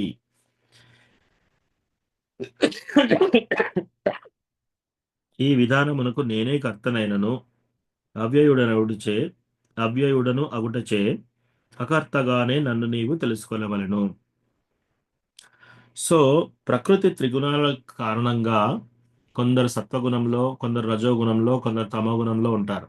ఇది చాలాసార్లు మనం డిస్కస్ చేసాం. వాటికి సంబంధించి చాతుర్వర్ణ్యాలు నాచే సృష్టింపబడ్డాయి. కృష్ణ ఏమంటున్నాడంటే చాతుర్వర్ణ్యం మయా శిష్టం గుణకర్మ విభాగశ. వాళ్ళ యొక్క గుణాలను బట్టి కొందరు సత్వగుణంలో ఉంటారు, కొందరు రజోగుణంలో ఉంటారు, కొందరు తమో గుణంలో ఉంటారు. సో రజోగుణంలో ఉండేవాళ్ళు, సత్వగుణంలో ఉండేవాళ్ళు ఏం చేస్తుంటారు? వాళ్ళు శాస్త్రాలు చదువుకోవడము, శాస్త్రాలు చెప్పడము, తర్వాత టీచింగ్ చేయడము, వాళ్ళ ఫిలాసఫీ అంతే. ఎవరైనా సంఘంలో ఉంటే వాళ్ళు ఎప్పుడైనా కూడా ఏదో ఒక పూజ చేయడము, ఏదో ఒక సత్వగుణ కార్యక్రమం చేయడం మొదలు పెడతారనమాట. సో వాళ్ళ గుణం ఏంటి? సత్వగుణం. సో ఈ 4 వర్ణాలు, 4 ఆశ్రమాలు అనేది గుణాలను బట్టి చేశాను కానీ జన్మ బట్టి కాదు. సో ఎవరైనా బ్రాహ్మణ కులంలో కూడా పుట్టినా సరే వాళ్ళు ఇంకా బ్రాహ్మణులు, క్షత్రియులు, వైశ్యులు, శూద్రులు అనబడరు. వాళ్ళు ఎప్పుడు అనబడతారు? వాళ్ళకి ఆ గుణాలు ఉంటేనే. ఉదాహరణకి ఒక డాక్టర్ ఉన్నాడు, ఆయన సర్జన్. సే వరంగల్ సిటీలో లేకపోతే ఇక్కడ యుఎస్లో ఎవరైనా ఫేమస్ సర్జన్ తీసుకోండి, ఫేమస్ ఆర్థోపెడిక్ సర్జన్. సో ఆయన ఏంటి, అన్ని పుస్తకాలు ఉన్నాయి, అన్ని పాస్ అయ్యాడు, చాలా వందల వేల ఆపరేషన్స్ చేశాడు, అందరు సక్సెస్ఫుల్ అయిపోయారు, పేరు ప్రతిష్ట పెరిగిపోయింది. అతనికి ఒక కొడుకు ఉన్నాడు. ఒక అదిన వచ్చినప్పుడు పేషెంట్ వస్తాడు. పేషెంట్ వచ్చేసి నేను నా మోకాలు నొప్పి లేస్తుంది, నేను ఆపరేషన్ చేయించుకోవాలి ఆ, అని రెడీగా ఉన్నప్పుడు, మా ఫాదర్ సర్జన్ డాక్టర్ విదేశాలకు వెళ్ళిపోయాడు పని మీద, నేను వాళ్ళ పెద్ద అబ్బాయిని, నేను అన్ని పుస్తకాలు చదువుకున్నాను, ఆ, నాకు అన్ని తెలుసు, నేను మా తండ్రి సర్జనే కదా, ఆయన కొడుకునే కదా నేను, సో నేను సర్జరీ చేస్తాను అని అంటే వాళ్ళు ఏం చేస్తారు, ఇమ్మీడియట్గా అక్కడి నుంచి పారిపోతారు పేషెంట్స్. రైట్? ఎందుకు? తండ్రి సర్జన్ అయినంత మాత్రాన కొడుకు సర్జన్ కావాల్సిన అవసరం ఏమీ లేదు. అలాగే తండ్రి బ్రాహ్మణుడు అయినంత మాత్రాన కొడుకు కూడా బ్రాహ్మణుడు కావాల్సిన అవసరం లేదు. ఒకవేళ తండ్రి ప్రోత్సాహంతో, ఇంట్రెస్ట్తో తండ్రి చదువుకున్నట్టు పిల్లవాడు కూడా చక్కగా చదువుకొని మెడిసిన్ పాస్ అయ్యి సర్జరీస్ చేసి, హోమ్ సర్జన్ చేసి, అన్ని చేసి, ప్రాక్టీస్ చేసి అలా చేస్తే పర్వాలేదు, అతను కూడా సర్జన్ అవుతాడు, అతని దగ్గర కూడా ఆపరేషన్ చేయించుకుంటారు. అలాగే ఎవరైతే బ్రాహ్మణ కుటుంబంలో పుట్టి ఆ బ్రాహ్మణ లక్షణాలుండి వేదాలు చదువుకొని ఆ, అవన్నీ చేస్తూ ఉంటే ఎస్ వాళ్ళు కూడా బ్రాహ్మణులు అనబడతారు. ఏది వాళ్ళ గుణాల చేతనే, జన్మ చేత కాదు. సో జన్మనా జాయతే శూద్ర. ఈ కలియుగంలో అందరూ జన్మించడంతోనే అందరూ శూద్రులు. ఆ, కర్మ బట్టి వాళ్ళ యొక్క ఆశ్రమము నిర్మించబడుతుంది అనమాట. సో ఇవేంటి? 4 ఆశ్రమాలు, 4 వర్ణాలు. బ్రహ్మచారి. బ్రహ్మచారి ఆశ్రమం అంటే పుట్టినప్పటి నుంచి వాళ్ళు స్కూల్లోకి వెళ్ళి గురుకులంలో చదువుకోవడం, వేదాలు చదువుకోవడం. అప్పుడు ఇంకా పెళ్ళి అవన్నీ ఏమి ఉండవు కాబట్టి స్ట్రిక్ట్గా సెలిబసీ, బ్రహ్మచారి లాగా ఉంటారు. తర్వాత రెండోది గృహస్థాశ్రమం. గృహస్థాశ్రమం అంటే ఏంటి? పెళ్లి చేసుకోవడము, శాస్త్రయుక్తంగా వాళ్ళకి పిల్లల్ని కని వాళ్ళని భగవంతుని భక్తిలో పెంచే అవకాశం ఉంటుంది, వాళ్ళు గృహస్థ అంటారు. అలా కాకుండా జస్ట్ ఇంద్రియ భోగం కోసం పెళ్లి చేసుకొని శాస్త్రాలను ప్రమాణంగా తీసుకోకుండా ఇష్టం వచ్చినట్టు వాళ్ళు పిల్లల్ని కని అలా ప్రవర్తిస్తుంటే వాళ్ళు గృహమేధాస్ అంటారు అన్నమాట, వాళ్ళు గృహస్థులు కాదు. మూడోది వానప్రస్థ. 50 సంవత్సరాలలాగా వచ్చినాక ఇంకా స్లోగా వాళ్ళు వానప్రస్థ, వనాల్లోకి వెళ్ళడము. అంటే వాళ్ళ యొక్క అటాచ్మెంట్స్ దూరంగా. ఇప్పుడు ఏమవుతుందంటే అందరూ రిటైర్ అవుతున్నారు, రిటైర్ అయినాక కూడా ఇంకా పంచాయతీలు చెప్తూ ఉంటారు. అక్కడ పోయి ఆ సంఘ సేవ, ఇక్కడ పోయి ఈ సంఘ సేవ, ఇక్కడ ఈ పంచాయతీ, అక్కడ ఆ పంచాయతీ చెప్పడం, ఇలాంటివి చేస్తున్నారు అనమాట. వాళ్ళు నిజంగా రిటైర్ కాలేదు, అక్కడ ఏదో పని ఇంకా చేస్తున్నారు, అందుకే వనాలకు వెళ్తారు. అది వానప్రస్థ. సన్యాసి అంటే వాళ్ళన్నీ వదిలేసి ఎక్స్క్లూజివ్గా 100% 24 hours కృష్ణ భగవానుడి భక్తిలో ఉంటారు అనమాట. ఇవి 4 వర్ణాలు. 4 ఆశ్రమాలు. 4 ఆశ్రమాలు, 4 వర్ణాలు ఏంటి? బ్రాహ్మణ, క్షత్రియ, వైశ్య, శూద్ర. సో బ్రాహ్మణులు అంటే యజ్ఞాలు చేయించడం, యజ్ఞాలు చేయడము, దానం తీసుకోవడము, దానం చేయడము, ఆ, పాఠాలు చెప్పడము, పాఠాలు చదవడము, ఇవన్నీ బ్రాహ్మణుల లక్షణాలు. క్షత్రియ లక్షణాలు ఏంటి? యుద్ధం చేయడము, నలుగురిని కాపాడడము, సంఘాన్ని కాపాడడము, నలుగురిని ఆపదల నుంచి రక్షించడము, ఇదంతా క్షత్రియ లక్షణాలు. వైశ్యుల లక్షణాలు ఏంటి? బిజినెస్ పెట్టడము, డబ్బు సంపాదించడము, తర్వాత గోరక్ష, ఆవుల రక్ష, అవి చేయడము వైశ్యుల లక్షణం. శూద్రులు ఎవరంటే ఈ ముగ్గురికి సేవ చేసేవాళ్ళు శూద్రులు. సో ఇప్పుడు మీరు ఇండియాలో ఈ వ్యవస్థ ఉంది, బయట లేదు అనడానికి లేదు. ఎందుకంటే మీరు ఏ దేశాన్ని, ఈవెన్ అమెరికా తీసుకోండి, అమెరికాలో కూడా మీకు బ్రాహ్మణ లక్షణంతో కొందరు ఉంటారు. ఎలా? వాళ్ళు చదువుకుంటారు, చదువు చెప్తూ ఉంటారు, టీచింగ్ ప్రొఫెషన్లో ఉంటారు. తర్వాత మిలిటరీ, పోలీస్ అండ్ మిలిటరీలో జాబ్ చేసే వాళ్ళందరూ క్షత్రియులు. నిజంగా క్షత్రియ లక్షణాలు లేకపోయినా ఏదో జాబ్ కోసం కొందరు జాయిన్ అవుతారు. అట్లా కాకుండా నిజంగా వాళ్ళ నేచర్ అలా అయిపోతే అది గుణకర్మ విభాగశ. చాతుర్వర్ణ్యం మయా సృష్టం. కృష్ణ అంటున్నాడు, నేనే సృష్టించాను, దేని బట్టి? గుణకర్మ విభాగశ. గుణ కర్మ, వాళ్ళ యొక్క ప్రకృతి త్రిగుణాలు ప్లస్ వాళ్ళ యొక్క కర్మ, వాళ్ళ యొక్క పని చేయడం, ఆ రెండింటిని బట్టి విభజించాను. తస్య కర్తారమభిమా విద్యకర్తారం అవ్యయం. ఈ విధానమున నేను కర్తనైనను, నేనే కర్తను, నేనే ఇవన్నీ చేసినా కూడా నేను అవ్యయుణ్ణి. అంటే ఈ ప్రాపంచిక లైఫ్లో ఉన్నా కూడా అవ్యయుడు. అవ్యయం అంటే మార్పు లేనివాడు.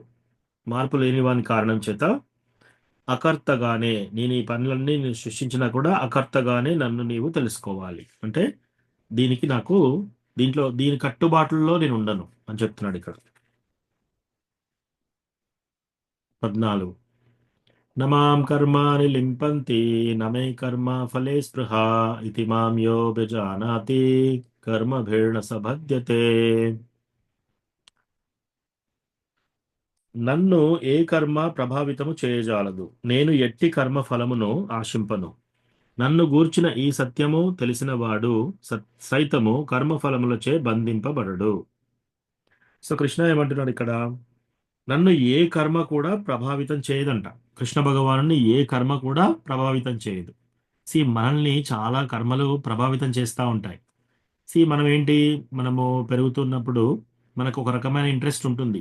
కొందరికి చదువు మీద ధ్యాస ఎక్కువ ఉంటుంది, కొందరికి పని మీద ధ్యాస ఎక్కువ ఉంటుంది, కొందరికి బిజినెస్ మీద ధ్యాస ఎక్కువ ఉంటుంది, కొందరికి బాడీ బిల్డింగ్, తర్వాత ఫైటింగ్, స్పోర్ట్స్ నేర్చుకోవడము, ఆటలు, వాటి మీద ఇంట్రెస్ట్ ఉంటుంది. ఏదో ఒకటి చేయకుండా ఎవరు ఉండరు, ఎవరు ఏదో ఒకటి చేయాలి. అయితే ఏదో ఒక ప్రభావం చేత వాళ్ళు ఏదో పని చేస్తూ ఉంటారు. కృష్ణ ఏమంటున్నాడు? నన్ను ఏ కర్మ కూడా ప్రభావితం చేయజాలదు, నేను ఎట్టి కర్మ ఫలను ఆశించను. కొందరు ఏం చేస్తారు? చదువుకొని ఫస్ట్ ర్యాంక్ రావాలి అనుకుంటారు, కొందరు బిజినెస్ పెట్టి లాభం రావాలి అనుకుంటారు, అంటే కర్మ ఫలం ఆశిస్తున్నారు. కృష్ణ మాత్రం ఏ కర్మ, ఆయన ఏ పని చేసినా కూడా ఫలాన్ని మాత్రం ఆశించాడు. ఎవరైతే కృష్ణ భగవాను గురించి ఈ సత్యాన్ని తెలుసుకుంటారో వాళ్ళకు కూడా కర్మ ఫలాల నుంచి బంధ విముక్తి జరుగుతుంది. వాళ్ళు కూడా కర్మఫల బంధంలో ఉండరన్నమాట. సో ఇక్కడ వరకు మనం చదివాము. మనం ఇప్పుడు 15వ శ్లోకం నుంచి చదువుదాం. ఓకే. సో కృష్ణమూర్తి ప్రభు, వసంతి మాతాజీ మీరు చదువుతారా? ఎస్ ప్రభుజీ. 15వ శ్లోకం. ఏవం జ్ఞాత్వా కృతం కర్మ పూర్వైరపి ముముక్షుభిః కురు కర్మైవ తస్మాత్వం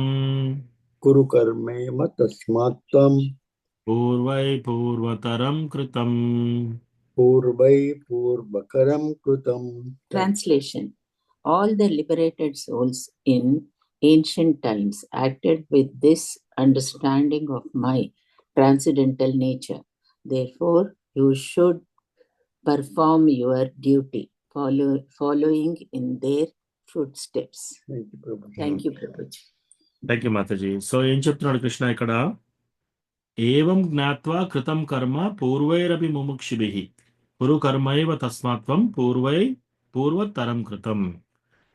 ఇంతకు ముందు కాలంలో, పూర్వకాలంన ముక్త పురుషులందరూ నా దివ్యత్వపు ఈ అవగాహనతోనే కర్మలను ఒనరించి ఉండిరి. కావున నీవు కూడా వారిని అనుసరించుచు నీ కర్మ ఒనరింపము.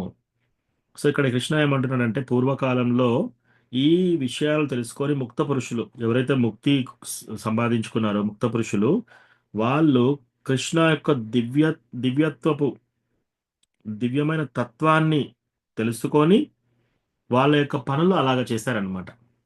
ఎలాగా? ఇంత ముందు శ్లోకంలో చెప్పినట్టుగా. ఇంత ముందు శ్లోకంలో ఏం చెప్పాడు కృష్ణ? నన్ను ఏ కర్మ ప్రభావితం చేయదు, నేను ఎట్టి కర్మఫలమును ఆశించను. సో అలా వాళ్ళు తెలుసుకున్నారు నా గురించి, కృష్ణ గురించి. వాళ్ళు కూడా అలాగే పనులు చేశారు. వాళ్ళు కూడా ఏ కర్మఫల ఆశించకుండా పనులు చేశారు. అందుకే మనం ఏదైనా పని చేసేటప్పుడు మనం కూడా ఫలితాన్ని ఆశించడం ఆపేయాలి. ఉదాహరణకి ఇప్పుడు ఫర్ ఎగ్జాంపుల్ మనం ఈరోజు చూసాము, ఒక మాతాజీ ఇనిషియేషన్ అయింది, ఒక మాతాజీకి ఆపరేషన్ అయింది. సో మనము ఆపరేషన్ చేయించుకోవడము మన ఎత్తు. ఆపరేషన్ సక్సెస్ అవుతుందా ఫెయిల్ అవుతుందా మన చేతిలో లేదు, రైట్? సో మనం ముందు రీసెర్చ్ చేయాలి. డాక్టర్ మంచివాడా, పేరు ప్రతిష్టలు కరెక్ట్గా ఉన్నాయా, ఆయన ఇంతకుముందు ఆపరేషన్స్ చేశాడా, ఆయన సక్సెస్ రేట్ ఎలా ఉంది, ప్లస్ కాల్ లోపల పెట్టే ఇన్స్ట్రుమెంట్ అది కరెక్ట్గా ఉందా, అది రకరకాల మోడల్స్ ఉంటాయి. దాంట్లో మనం చక్కగా రీసెర్చ్ చేసేసి మనకి ఇది ఇది ఇది పెట్టండి, నాకు ఈ మెటీరియల్ పెట్టండి అని చెప్పేసి అక్కడ వరకు చేసేసి డాక్టర్ ఫీజు కట్టేసి మనం వెళ్తాం. ఆ తర్వాత అది సక్సెస్ అవుతుందా ఫెయిల్ అవుతుందా కర్మ ఫలాన్ని మనము ఎక్కువగా ఆలోచించకూడదు. రెండో ఎగ్జాంపుల్, భక్తిలోకి వచ్చాము, భక్తి చేస్తున్నాము, దీక్ష ఎప్పుడవుతుంది, దీక్ష అవుతుందా కాదా, అట్లా ఎక్కువగా ఆ ఫలాన్ని కూడా మనం ఆశించొద్దు. అఫ్ కోర్స్ ఇది కర్మఫలం కాదు, ఉదాహరణకు చెప్తున్నాను. ఒక ఒక ఎవరైనా ఎగ్జామ్ ప్రిపేర్ అవుతున్నారు, ఒక ఏదైనా ఎంట్రన్స్ ఎగ్జామ్కి, గట్టిగా ప్రయత్నం చేయండి. నీ ప్రయత్నం చాలా గట్టిగా చేయి. ఫలితం వచ్చిందా రాలేదా, ఆ, నాకు ర్యాంక్ వస్తుందా రాలేదా, ఆ కుతూహలాన్ని ఆ యొక్క వాటిని, ఆ ఫలాపేక్ష ఆపేయండి. మంచి ర్యాంక్ వచ్చిందా తీసేసుకోండి, చదవండి. మంచి ర్యాంక్ రాలేదా, మీరు ఏం చేయాలో అప్పుడు నిర్ణయం తీసుకొని అలా చేయండి. అంతేకాని అలా కుంగిపోకూడదు అనమాట. ఆ ఫలం నాకు రాలేదు, నేను ఈ పని ఎంతో చక్కగా చేశాను, ఇది నాకు కాలేదు, ఆ, ఇది సక్సెస్ కాలేదు అని దిగులు చెందకూడదు అనమాట. సో సక్సెస్ అయినప్పుడు పొంగిపోకూడదు, ఫెయిల్యూర్ అయినప్పుడు కుంగిపోకూడదు. అలా మనం అసలు ఫలాపేక్ష లేకుండానే చేయాలి పని. సో మనం ఏ సర్వీస్ చేసినా కూడా ఆ సర్వీస్ చేయాలంతే. ఆ సర్వీస్తో పొగడత వస్తుందా నాకు, అవమానం వస్తుందా, అది మనం పట్టించుకోకూడదు అనమాట. కొందరు ఏం చేస్తారంటే భక్తిలోకి వచ్చేసి నా ప్రాబ్లమ్స్ అన్నీ తీరిపోతాయి భక్తిలోకి వస్తాయని. ఎవరు చెప్పారు? భక్తిలోకి వచ్చినప్పుడు ప్రాబ్లమ్స్ తీరుతాయని ఎవరు చెప్పలేదు. సో కొన్ని రోజులైనాక వాళ్ళు అనుకుంటారనమాట, నేను భక్తి చేస్తున్నాను ఇంకా నాకు కష్టాలు వస్తున్నాయి, ఇది వర్కౌట్ కావట్లేదని వదిలేస్తారు. అట్లా చేయకూడదు. సో ఈ శ్లోకంలో ఏం చెప్తున్నాడు, పూర్వకాలంలో ముక్త పురుషులందరూ భగవంతుని యొక్క దివ్యతత్వపు ఈ అవగాహన, అంటే కర్మ భగవంతునికి ఏ కర్మ ప్రభావితం చేయదు, మళ్ళీ భగవంతుడు ఎటువంటి కర్మ ఫలాన్ని ఆశించాడు, ఆ అవగాహనతో కర్మ చేశారు. నీవు కూడా వారిని అనుసరించి నీ కర్మ చేయి ఓ అర్జున అని చెప్తున్నాడు. ఓకే, నెక్స్ట్ శ్లోక. నానా నువ్వు చదువుతావా? లేదు నాన్న, పైన పని చేసుకుంటూ వింటుండు. ఓకే, నువ్వు చదువుతావమ్మా? చదువుతాను. ఎన్నో శ్లోకం? టెక్స్ట్ 16. అధ్యాయం 3 కదా నాన్న? 4వ అధ్యాయం 16వ శ్లోకం. చదువుతాను. కిం కర్మ కిమకర్మేతి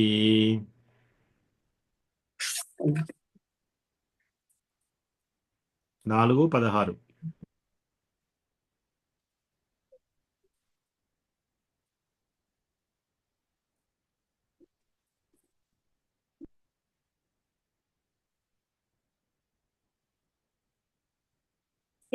కర్మ కర్మేతి కవయోప్యత్ర మోహితాః కవయోప్యత్ర మోహితాః తత్తే కర్మ ప్రవక్ష్యామి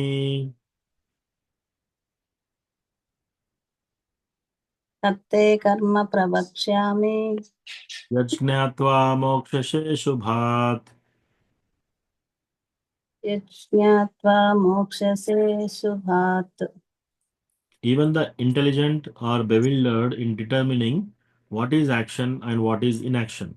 Now I shall explain to you what action is, knowing which you shall be liberated from all misfortune. చదవమ్మా తాత్పర్యం. చదవాలి ప్రభు. తెలుగు. ఏది కర్మ ఏది అకర్మ అని నిర్ణయించుకోవడంలో బుద్ధిమంతులు కూడా విమోహితులవుతారు. ఇప్పుడు నేను కర్మ అంటే ఏమిటో నీకు వివరిస్తాను. అది తెలుసుకొని నీవు సమస్త సుఖాల నుండి బయటపడతావు. Hare Krishna. Thank you. So చాలా మందికి ఈవెన్ బుద్ధిమంతులకట కృష్ణ ఏమంటున్నాడు, కర్మ అనగానేమి అకర్మ అనగానేమి నిర్ణయించుట యందు బుద్ధిమంతులు సైతం భ్రాంతిలో ఉంటారు, భ్రాంతి నుండి ఉన్నారు కనుక కర్మ అనగానేమో నేను ఇప్పుడు వివరింతును, దానిని తెలుసుకొని నీవు అన్ని అశుభముల నుండి ముక్తుడవు కాగలవు. సో మనకు చాలాసార్లు క్వశ్చన్స్ ఉంటాయి, మనం ఏది కరెక్ట్ ఏది తప్పు, మనం ఒక పని చేస్తున్నాం, ఈ పని చేయడంలో ఇది కరెక్టా తప్ప, మాంసాహారం తింటున్నాం ఇది కరెక్టా తప్ప, ఆనియన్ గార్లిక్ తింటున్నాం ఇది కరెక్టా తప్ప, తర్వాత ఆ, పక్క వాళ్ళతో మనము సంబంధాలు మంచిగా ఫ్రెండ్లీ రిలేషన్ పెట్టుకొని వాళ్ళతో పాటు మనం పాలిటిక్స్ డిస్కస్ చేస్తున్నాం ఇది కరెక్టా తప్ప, ఉమ్, రోజు పొద్దుగాలు లేసి మనం ఏం చేస్తున్నాం, టీ తాగుతూ న్యూస్ పేపర్ చదువుతున్నాం ఇది కరెక్టా తప్ప, ట్రావెల్ చేస్తున్నాం, ట్రావెల్ చేసేసి మనము ఢిల్లీకి వెళ్ళి తాజ్మహల్ ఇవన్నీ చూసాం, డబ్బులు ఖర్చు చేసుకొని ఫ్లైట్లో వెళ్ళి ఇవన్నీ చేసాం, ఇద్దరు ముగ్గురు ఫ్రెండ్స్ని తీసుకున్నాం, వాళ్ళకి ఫ్రీగా తీసుకెళ్ళాం వాళ్ళతోటి, ఆ, తీసుకెళ్ళి అక్కడికి వెళ్ళి ఇవన్నీ ప్రదేశాలు చూసాం ఇది కరెక్టా తప్ప, ఆ, ఒకరిని పిలిచి మనం భోజనం పెట్టాం, ఫ్రీగా భోజనం పెట్టాం, వాళ్ళకి ఆకలి అవుతుంది, ఆకలితో అలుముతుంటే వాళ్ళకి భోజనం పెట్టాం, ఆ భోజనంలో మనం కోడిగుడ్డు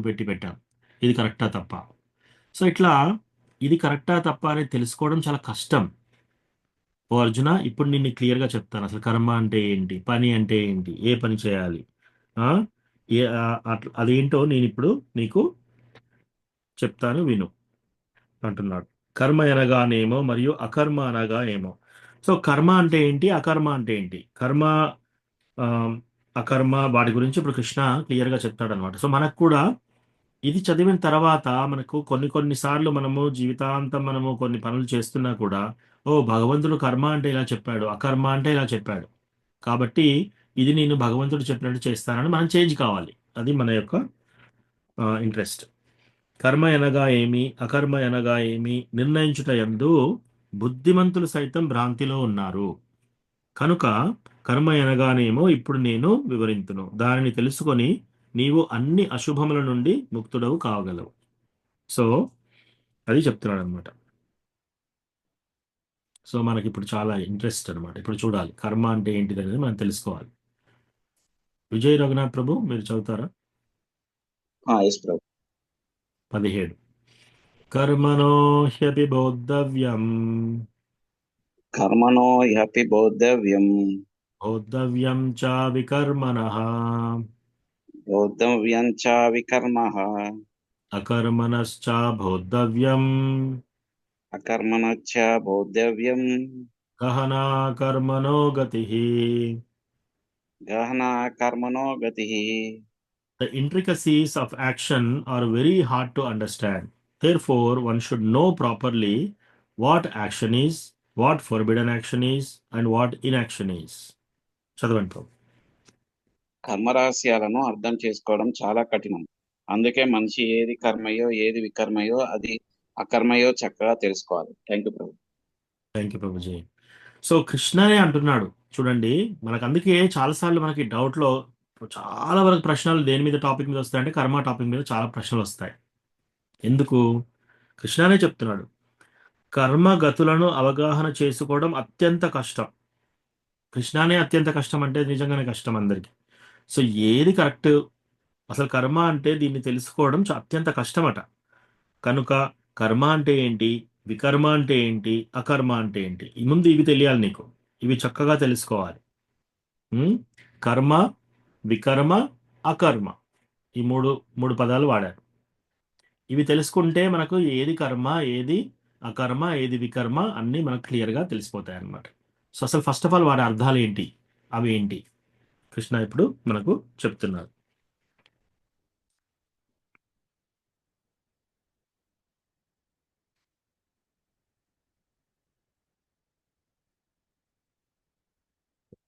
జ్యోతి రూప కమలా మాతాజీ మీరు చదువుతారా?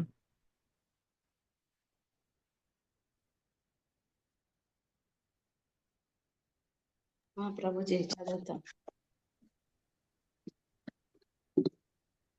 హరే కృష్ణ. మహేష్ పాలక ప్రభు దండవత్ ప్రణామ్. మధుగోపాల్ ప్రభు దండవత్ ప్రణామ్. हरे कृष्ण प्रभु जी, धन्यवाद प्रणाम। जय श्री प्रभुपाद। జై శ్రీల ప్రభుపాద. ఓకే. సో 18 కర్మణ్యకర్మ యః పశ్యేద్ కర్మణ్యః కర్మ యః పశ్యేత్ అకర్మణి చ కర్మ యః అకర్మణి చ కర్మ యః స బుద్ధిమాన్ మనుష్యేషు స బుద్ధిమాన్ మనుష్యేషు సయుక్త కృత్స్న కర్మ కృత్. సయుక్త కృష్ణ కర్మ కృత్. One who sees inaction in action and action in inaction is intelligent among men, and he is in the transcendental position, although engaged in all sorts of activities. చదవండి మాతాజీ. కర్మలో అకర్మలో కర్మను చూసేవాడు మనుషులలో బుద్ధిమంతుడు. అతడు అన్ని రకాలైన కర్మలలో నెలకొనినప్పటికీ దివ్య పదములోనే ఉంటాడు.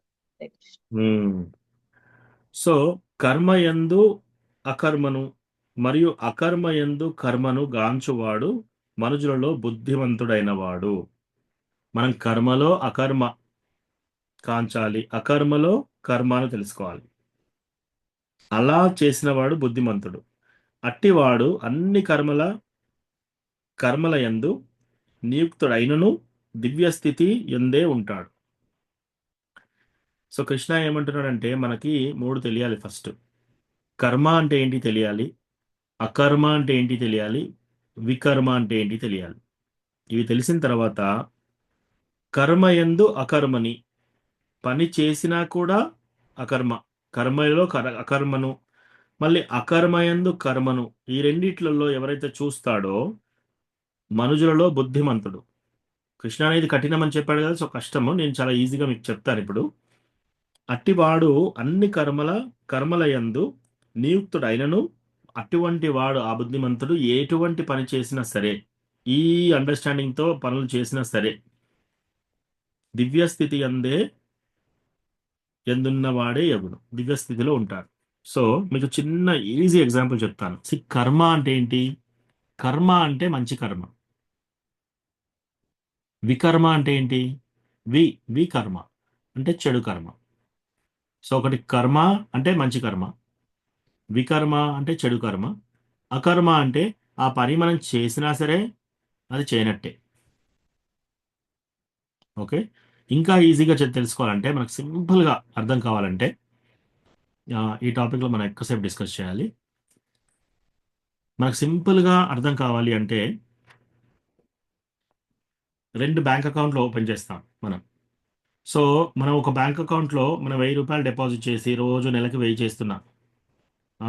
సంవత్సరంకు 12 నెలలు కాబట్టి 12,000 రూపాయలు వస్తాయి. సో అట్లా మనం 1,00,000 రూపాయలు డిపాజిట్ చేసామనుకోండి, మనం 1,00,000 రూపాయలు మళ్ళీ తీసుకోవచ్చు దాంట్లోకి. ఇంకో అకౌంట్లో మనం 5 లక్షలు డిపాజిట్ చేసామనుకోండి, 5 లక్షలు తీసుకోవచ్చు. ఈ ఒక అకౌంట్ పేరు ఏంటంటే కర్మ, అంటే మంచి కర్మ. మనం ఎప్పుడైతే పుణ్యం చేస్తున్నాం అనుకోండి, పుణ్యం చేసినప్పుడల్లా ఈ అకౌంట్ మనకు పెరుగుతూ ఉంటుంది. ఇది పుణ్యకర్మ అంటే కర్మ. మంచి కర్మ, పుణ్యకర్మ, కర్మ ఇదంతా ఒకటే. కర్మ అంటేనే మంచి కర్మ. వికర్మ అంటే ఏంటంటే చెడు, శాస్త్రాలకు విరుద్ధంగా చేయడము, ఏది చేయకూడదో ఆ పని చేయడము, అది వికర్మ. సో వికర్మ, మనం ఎప్పుడైనా ఏ పాపం చేసినా కూడా అది వికర్మలో పెరుగుతూ ఉంటుంది మనకి. మూడోది అకర్మ. వాళ్ళు పని చేస్తారు. పుణ్యకర్మ చేసేవాళ్ళు వాళ్ళు కర్మ చేస్తున్నారు, పాపకర్మ చేసేవారు వాళ్ళు కర్మ చేస్తున్నారు, భగవంతుని భక్తులు వాళ్ళు కర్మలు చేస్తున్నారు. అకర్మ అంటే ఏంటంటే నువ్వు చేస్తావు పని, కానీ నువ్వు బ్యాంక్ అకౌంట్ ఉండదు, అందులో ఎప్పుడు జీరోనే బ్యాలెన్స్. నువ్వు ఎన్ని పనులు చేసినా సరే జీరో బ్యాలెన్స్ ఉంటుంది. సో పుణ్య అకౌంట్లో ఏం చేస్తున్నావు? నువ్వు 3 లక్షలు పెడితే 3 లక్షలు అయింది డిపాజిట్, ఆ 3 లక్షలు ఉన్నాయి అక్కడ. చెడు కర్మలో 5 లక్షలు పెడితే 5 లక్షలు ఉన్నాయి. అకర్మలో మీరు ఎన్ని లక్షలు పెట్టినా జీరో బ్యాలెన్స్. అదేంటి, అదెలా అవుతుంది చూద్దాం. సో ఇప్పుడు ఎవరైనా సరే భగవద్గీతలో కృష్ణ భగవానుడు ఎలా చెప్పాడో, మన శాస్త్రాలలో ఎలా చెప్పాడో అలా పనులు చేస్తూ ఉంటే, ఎగ్జాక్ట్గా చెప్పినట్టు చేస్తూ ఉంటే వాళ్ళు అకర్మ బకెట్లో ఉంటారు, అకర్మ అకౌంట్ వాళ్ళని. వాళ్ళు పొద్దున్న నుంచి సాయంత్రం వరకు పని చేస్తూనే ఉంటారు. టెంపుల్కి వెళ్తారు, ఊడుస్తారు, టెంపుల్లో ముగ్గులు వేస్తారు, టెంపుల్లో వంట చేస్తారు, టెంపుల్లో క్లీన్ చేస్తారు, ఏదైనా ఫెస్టివల్ వస్తే పని చేస్తారు, డ్రైవ్ చేస్తారు, డివోటీస్ని తీసుకొస్తారు, డివోటీస్ని వంట చేసి వాళ్ళకి విస్తారాలు వేసేసి వాళ్ళకి భోజనాలు పెట్టి వాళ్ళకి ప్లేట్లు కడిగేసి పొద్దున్న నుంచి సాయంత్రం వరకు బాగా పనిచేస్తున్నారు. డొనేషన్ ఇస్తారు టెంపుల్లో 2 లక్షలు 5 లక్షలు టెంపుల్లోకి వచ్చేసి. వాళ్ళందరూ అకర్మాలనే ఉంటున్నారు. ఇంత పని చేశారు, మరి ఇంత కర్మ చేశారు. బయటికి వెళ్ళి ప్రచారం చేస్తున్నారు, బుక్స్ పంచుతున్నారు. వాళ్ళు 24 hours పని చేశారు, అయినా వాళ్ళ అకౌంట్ జీరో. ఎందుకు అలా అవుతుంది? ఓకే, సో కర్మ కర్మ అంటే మంచి కర్మ. ఎప్పుడైతే మనం ఫలాన్ని ఆకాంక్షించి పని చేస్తామో, నాకు ఈ ఫలం కావాలి, అప్పుడు ఏం చేస్తారు? ఒక పూజారిని పిలుస్తారు. పూజారిని పిలిచేసి నాకు పుత్రకామేష్టి ఆ, ఆ, రక్ష కావాలి, ఒక యజ్ఞం చేయండి, ఒక పూజ చేయండి, ఒక వ్రతం చేయండి, నాకు కొడుకు పుట్టాలని చెప్పేసి, లేదా నా జాబ్ బాగా ఉండాలి, మేము సంతోషంగా ఉండాలని ఒక పూజ చేయండి. ఆ, వాళ్ళ ఉద్దేశం ఏంటి? కొడుకు పుట్టాలి, జాబ్ రావాలి, ఉద్యోగం చేయాలి, ఏదో ఒకటి కోరిక ఉంది. ఒక ప్రీస్ట్ని, ఒక అయ్యగారిని పిలిచారు. ఆయన శాస్త్రాలలో ప్రకారంగానే మంత్రాలు చదివాడు, చేశాడు పని. ఆయనకు దక్షిణ ఇచ్చాడు, పంపించారు, పని చేశారు అక్కడ. కానీ వాళ్ళకి ఫలాపేక్ష ఉంది కాబట్టి, వాళ్ళకి ఫలాన్ని ఆశించారు కాబట్టి వాళ్ళ అకౌంట్లో ఆ ఫలాన్ని రిజల్ట్గా ఇస్తారు. అంటే వాళ్ళకి ఇంకా అది జీరో కాదు అకౌంట్. వాళ్ళు ఒక పని చేశారు కాబట్టి ఆ పనికి తీర్పు ఇవ్వాలి వాళ్ళకి. వాళ్ళకి ఆ యొక్క ఫలితం రావాలి. సో అది కర్మ, మంచి కర్మ, పుణ్యకర్మ. ఇది స్టిల్ ఇంకా వేదాల ప్రకారంగా చేస్తున్నారు, బ్రాహ్మణుల్ని పిలిచి చేయిస్తున్నారు, డొనేషన్ ఇస్తున్నారు, అన్నీ చేస్తున్నారు. కానీ ఫలాన్ని ఆశిస్తున్నారు, పేరు ప్రతిష్ట ఆశిస్తున్నారు. కాబట్టి వాళ్ళకి ఆ పుణ్యం దక్కుతుంది. ఆ పుణ్యం వస్తే ఏమవుతుంది? ఆ పుణ్యం అనుభవించడానికి ఈ జన్మలోనో లేకపోతే వచ్చే జన్మలోనో అనుభవించాలి. అందుచేత ఎవరైతే ఫలాపేక్ష, వాళ్ళు చేసే పనిల్లో ఎవరన్నా నన్ను మెచ్చుకోవాలి, ఎవరన్నా ఆ, ఇప్పుడు నేను ఈ పని చేశానంటే నాకు ఆ పిల్లర్ మీద రాసి పెట్టాలి నా పేరు, అచ్యుత కుమార దాస్ 5 లక్షలు డొనేషన్, నా పేరు రాయలేదు అక్కడ, అట్లా అన్నారు అనుకోండి. సో అదేంటి? ఫలాన్ని ఆకర్షిస్తున్నావు, నువ్వు నలుగురు మెచ్చుకోవాలి, ఆ, నలుగురు చూడాలి 5 లక్షలు ఫలానా వ్యక్తి డొనేషన్ చేశాడని చెప్పేసి. నలుగురు మెచ్చుకోవాలని చేస్తున్నారు, డొనేషనే. సో డొనేషన్లోనే ఉందాం ఇప్పుడు మనం. సో అట్లా చేశారనుకోండి, అది కర్మ కిందికి వస్తుంది. ఆ కర్మకి వాళ్ళకి రిజల్ట్ రావాలి. రెండో వ్యక్తులు ఏం చేస్తున్నారు? వికర్మ చేస్తున్నారు. వాళ్ళు ఏం చేస్తున్నారు? ఓ పార్టీ పెట్టేసి నలుగురిని పిలిచేసి నాన్ వెజిటేరియన్, మాంసాహారము, మందు అన్ని పెట్టేసి ఎవరైనా బీద వాళ్ళని కూడా పిలుస్తున్నారు, ఆకలితో ఉన్న వాళ్ళని కూడా పిలుస్తున్నారు. పిలిచి వాళ్ళకు కూడా నాన్ వెజిటేరియన్ భోజనం పెట్టిస్తున్నారు. ఆ, ఓ 100 రూపాయలు ఇచ్చేస్తే ఆయన తీసుకెళ్ళి తాగుతున్నాడు దాంతో. అది వికర్మ. వికర్మ అంటే ఏంటి?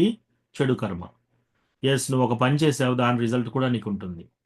నీ డబ్బుతో వాళ్ళు ఆ పని చేశారు కాబట్టి, వాళ్ళ చెడు పని చేశారు కాబట్టి ఆ కర్మ కూడా నీకు నీ అకౌంట్లోకి వచ్చేసింది. ఇప్పుడు మనము దారిలో వెళ్తున్నాము, ట్రాఫిక్ సిగ్నల్ దగ్గర ఆపేసి ఎవరైనా చిన్న పిల్లగాడు షర్ట్ లేకుండా ఏడుస్తూ ఏడుస్తూ అడుక్కుంటున్నాడు. మనం జాలిగా తీసి ఒక 500 రూపాయలు 100 రూపాయలు ఆయనకి ఇచ్చామనుకోండి, ఆయన తీసుకెళ్ళి ఒక మందు బాటిల్ తాగేసి కొనుక్కొని తాగాడు అనుకోండి. మనం డబ్బు ఇవ్వకపోతే ఆయన తాగపోయేవాడు కదా. మనం డబ్బు ఇచ్చాం కాబట్టి ఆయన తాగాడు. కాబట్టి ఆయన తాగడానికి కారణం ఎవరు? మనం. కాబట్టి ఆ చెడు కర్మ మన అకౌంట్లోకి వెళ్తుంది. ఓకే, ఎవరైనా బాగా బీద స్థితిలో ఉన్నారు, ఓకే సరే పాపం బీద స్థితిలో ఉన్నారు, వాళ్ళ కొడుకు పెళ్లి చేస్తున్నాడు అని మనము హెల్ప్ చేస్తాం, ఒక 5 లక్షలు ఇస్తాం, పెళ్లి చేసుకోని ఆయన అని. ఆయన ఏం చేస్తాడు? అది తీసుకెళ్ళి బంగారం, ఒక 1,00,000 రూపాయలతో బంగారం కొనేసి, ఇంకో 1,00,000 రూపాయలతో నాన్ వెజిటేరియన్ ఫుడ్ ఆర్డర్ చేసేసి వంటలు చేయించేసి అందరికి పెడతాడు. ఎంతమంది జంతువుల్ని చంపారు? ఆ 1,00,000 రూపాయలతో ఎంత మాంసాహారం వండారు, ఎన్ని జీవరాశుల్ని చంపారు? అవంతా చెడు కర్మ ఈ పైసలు ఇచ్చినందుకు వెళ్ళిపోతుంది. అది చెడు కర్మ, అది వికర్మ. అకర్మ అంటే ఏంటి? ఓకే, నువ్వు నలుగురిని పిలిచావు, హరికృష్ణ మహామంత్రం కీర్తన చేశావు, ఆ, ఒక 5 లక్షలు ఖర్చు పెట్టుకున్నావు, బట్టలు కొన్నావు, వచ్చిన భక్తులందరికీ బట్టలు పెట్టావు, వచ్చిన భక్తులందరికీ వంటలు చేసి చక్కగా భోజనాలు పెట్టావు. ఇవన్నీ చేశారు. అయినా కూడా ఈయన అకౌంట్ జీరో. ఎందుకు? అన్ని కృష్ణకు ఆఫర్ చేశారు. అన్ని కృష్ణకు ఆఫర్ చేసేసి ఇచ్చేశారు అనమాట. సో ఇది ఇంకో విధంగా తెలుసుకోవాలంటే, సి కృష్ణ ఏమంటాడంటే, బలం బలవంతాం చాహం, నీలో ఉన్న బలం కూడా కృష్ణనే. ఆ, తర్వాత తెలివిలో ఎవరికైతే intelligence, I'm the intelligence of the intelligent అని చెప్తాడు కృష్ణ. బుద్ధిమత బుద్ధిమతామస్మి, ఎవరికైనా బుద్ధి ఉంది అంటే అది నా గురించే. ఆ, తర్వాత ఎవరికి ఏదున్నా సరే, యద్యత్ విభూతి మత్సత్వం శ్రీమజ్ ఊర్జితం ఏవవ తత్తత్ ఏవావగచ్చత్వం మమ తేజోంస సంభవం. ఎవరికైనా ఏదైనా సరే చిటికెడు, ఏదైనా సరే, వాళ్ళకి అందం ఉన్నా సరే, వాళ్ళకు వాక్చాతుర్యం ఉన్నా సరే, వాళ్ళకి చదువు ఉన్నా సరే, వాళ్ళ యొక్క బుద్ధి ఉన్నా సరే, వాళ్ళకి బలం ఉన్నా సరే, వాళ్ళకు పలుకుబడి ఉన్నా సరే, ఇవన్నీ దేని నుంచి వస్తున్నాయంటే కృష్ణ భగవాన్ యొక్క చిన్న చిటికడు మెరుపు వాళ్ళలోకి వచ్చింది కాబట్టే వాళ్ళకి ఇవన్నీ కనిపిస్తున్నాయి. మరి అన్ని కృష్ణ నుంచి మనకు వచ్చి, మీరందరూ ఉద్యోగం చేసిన వాళ్ళందరూ ట్యాక్స్ కడుతున్నారు కదా, కరెంటు బిల్లు కడుతున్నారు కదా, మీరు రోజు నైట్ ఎలక్ట్రిసిటీ వాడుతున్నారు, ఏసీ రన్ చేస్తున్నారు, లైట్లు వేస్తున్నారు, ట్యూబ్ లైట్స్, ఫ్యాన్స్, నెలకి బిల్లు వస్తుంది, కట్టాలి. బిల్లు కట్టకపోతే ఏం చేస్తారు? 1-2 నెలలు చూసేసి నోటీస్ ఫైన్ వేసేసి కట్ చేస్తారు. మరి సూర్యుడు కాంతి మీరు ఫ్రీగా తీసుకుంటున్నారు, సూర్యుడికి ఏమి ఇచ్చారు? గాలి పీలుస్తున్నారు.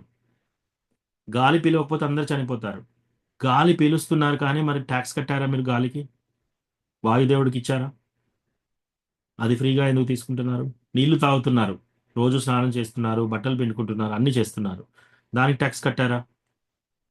అది ఫ్రీగా తీసుకున్నారు. ఎవరైతే ఇతరత్ర వాళ్ళ వాళ్ళ వస్తువులు తీసుకొని వాళ్ళకి ఏమి ఇవ్వకుండా చేస్తే దాన్ని ఏమంటారు? థీఫ్, దొంగతనం చేసినట్టు అవుతుంది. మనం ఇంకో ఇంట్లోకి వెళ్ళేసి వాళ్ళ వస్తువులు తీసేసుకొని మనం వాళ్ళకి ఏమి ఇవ్వలేదు అనుకోండి, దొంగతనం చేసినట్టు అవుతుంది. మరి ఇక్కడ మనము గాలిని దొంగతనం చేస్తున్నాము, సూర్యరశ్మి దొంగతనం చేస్తున్నాము, దానికి కట్టట్లేదు కదా. సో ఇదంతా ఈశావాస్యం ఇదం సర్వం యత్కించాం జగత్యాం జగత్ తేన తెక్తేన భుంజీత మాగృత కస్య శుద్ధనం. ఈశావాస్యం ఇదం సర్వం, ఇదంతా ఇక్కడ ఉన్నదంతా కృష్ణ భగవానికి చెందిందే. సో ఆ ధనం సంపాదించుకునే తెలివి కూడా నీకు ఎవరిచ్చారు? కృష్ణ ఇచ్చాడు. బలం ఎక్కడి నుంచి వచ్చింది? కృష్ణ ఇచ్చాడు. దాంతో నువ్వేం చేస్తున్నావు? కొంత సంపాదించుకుంటున్నావు. అది సంపాదించుకున్నా కూడా అదంతా కృష్ణకు సంబంధించింది. నువ్వు కృష్ణకు పెట్టాలి, కృష్ణకి ఆఫర్ చేయాలి. సో ఈ భక్తులు ఏం చేస్తున్నారు? ఆ కర్మ, వాళ్ళు 5 లక్షలు ఖర్చు పెట్టి పెద్ద ప్రోగ్రామ్ చేసిన వాళ్ళు ఏం చేస్తున్నారు? ఆ బట్టలు, వస్తువులు కృష్ణకు పెడుతున్నారు. ఆ యొక్క తిండి పదార్థాలన్నీ వంటలు చేసేసి బహుగా కృష్ణకు పెడుతున్నారు. ఆ తర్వాత భగవంతుని భక్తులకు పెట్టేసి పంపిస్తున్నారు. కాబట్టి వాళ్ళ అకౌంట్ జీరో. అంతా కృష్ణాదే, అంతా కృష్ణకు ఆఫర్ చేసేసి పంచిపెట్టారు. సో అది సింపుల్. సో కర్మ అంటే ఏంటి? మంచి కర్మ, పుణ్యకర్మ. దాంట్లో మనం ఏ పని చేసినా కూడా పుణ్యం యాడ్ అవుతుంది. ఆ పుణ్యాన్ని అనుభవించడానికి మళ్ళీ ఇంకో జన్మ ఎత్తాలి మనం. అది కర్మ. వికర్మ అంటే ఏంటి? చెడు కర్మ. మనం పైసలు ఇచ్చినా వేరే వాళ్ళు వాటిని దుర్వినియోగం చేసినా కూడా ఆ పాపం మనకు వస్తుంది. ఆ పనిష్మెంట్ మనం ఈ లైఫ్లో కానీ నెక్స్ట్ లైఫ్లో కానీ తెచ్చుకోవాలి. అకర్మ అంటే ఏంటి అంటే, మనం ఏ పని చేసినా సరే, ఎంత ఖర్చు పెట్టినా సరే, అన్ని భగవంతునికి ఆఫర్ చేసేసి పెట్టామనుకోండి, అది అకర్మ. సో ఇప్పుడు ఈ శ్లోకం చూద్దాం, మనకు అర్థమైపోతుంది. హరే కృష్ణ ప్రభు, చిన్న సందేహం ప్రభుజీ. అంటే ఒకళ్ళు అన్నారు ఏమంటే మంచి కర్మ చేస్తాం కదా, మంచి కర్మ చేసినప్పుడు ఇప్పుడు మీరు చెప్పారు కదా ప్రభుజీ, బోర్డు మీద ఇట్లా రాసి ఇట్లా ఇచ్చానని చెప్పని, పిల్లర్ మీద పేరు రాయలే అనేసి అని. అయితే ఒకసారి డిస్కషన్ వచ్చినప్పుడు ఏమన్నారంటే, వేరే భక్తులకి అది మోటివేషన్ రావడానికి చెయ్యొచ్చు, అది ఒక విధంగా ఆధ్యాత్మికంగా ఆలోచిస్తే వేరే భక్తులు కూడా డబ్బులు ఉండి కూడా చెయ్యకపోతే గన అది చూసి, ఓ ఈ భక్తుడు ఇలా ఇచ్చారు, నేను కూడా నా దగ్గర భగవంతుడి ద్వారా నేను సంపాదించుకుని నేను ఇలా భగవంతుడికి అర్పించాలని కూడా ఒకసారి మోటివేషన్ వస్తుంది కదా, అలా చెయ్యొచ్చా అని ఒకసారి డిస్కషన్ ప్రభు జస్ట్ సత్సంగంలో. మీరు దానికి ఏమంటారు ప్రభుజీ? అది కరెక్టే మాతాజీ. భక్తులు ఎలా ఇవ్వాలి అంటే, భక్తులు ఇవ్వాలి, వాళ్ళ పేరు రాసారా, అనౌన్స్ చేశారా, మనకు అవసరం లేదు. రాసుకున్నారా, వాళ్ళు దాన్ని అడ్వర్టైజ్ చేసుకొని మిగతా వాళ్ళకి మోటివేషన్ కోసం ప్రోత్సహించడం కోసం చేస్తున్నారా, అది వాళ్ళ ఇష్టం.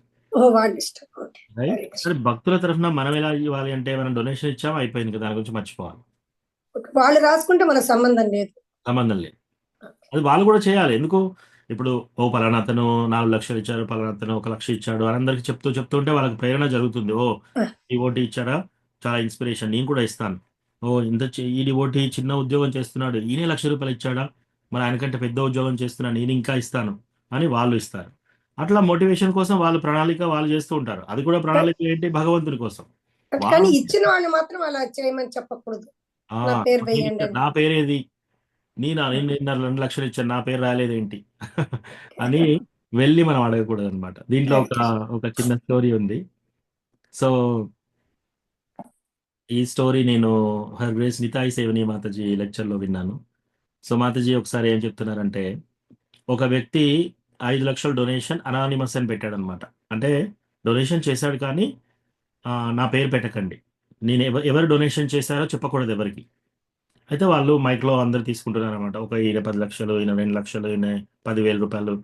తర్వాత ఈయన పేరు వచ్చేసి, ఒక భక్తుడు డొనేషన్ చేశాడు 5 లక్షలు, కానీ ఆయన పేరు చెప్పకూడదు అని చెప్పారు. అందరూ హరిబోల్ హరిబోల్, ఎంత మంచి భక్తుడు, గ్రేట్ అని చప్పట్లు కొట్టారు. తర్వాత మళ్ళీ ఇంకో మెసేజ్ పంపించాడు ఆయన. ఏంటని, ఓకే, నేను నా పేరు చెప్పొద్దన్నాను, కానీ ఇక్కడ 2 భాగాలుగా కూర్చున్నారు, Mataji SIT side, Prabhuji SIT side, కుడివైపు కూర్చున్నాడని చెప్పండి. సో ఆ పలాని వ్యక్తి కుడివైపు కూర్చున్నాడని. ఓకే, ఇంకా మీరు నా పేరు చెప్పాల్సిన అవసరం లేదు, కుడివైపు అని చెప్పారు, కానీ నేను రెడ్ షర్ట్ వేసుకున్నానని చెప్పలేదు, మీరు రెడ్ షర్ట్ వేసుకున్న వ్యక్తి ఇచ్చాడు అని చెప్పండి.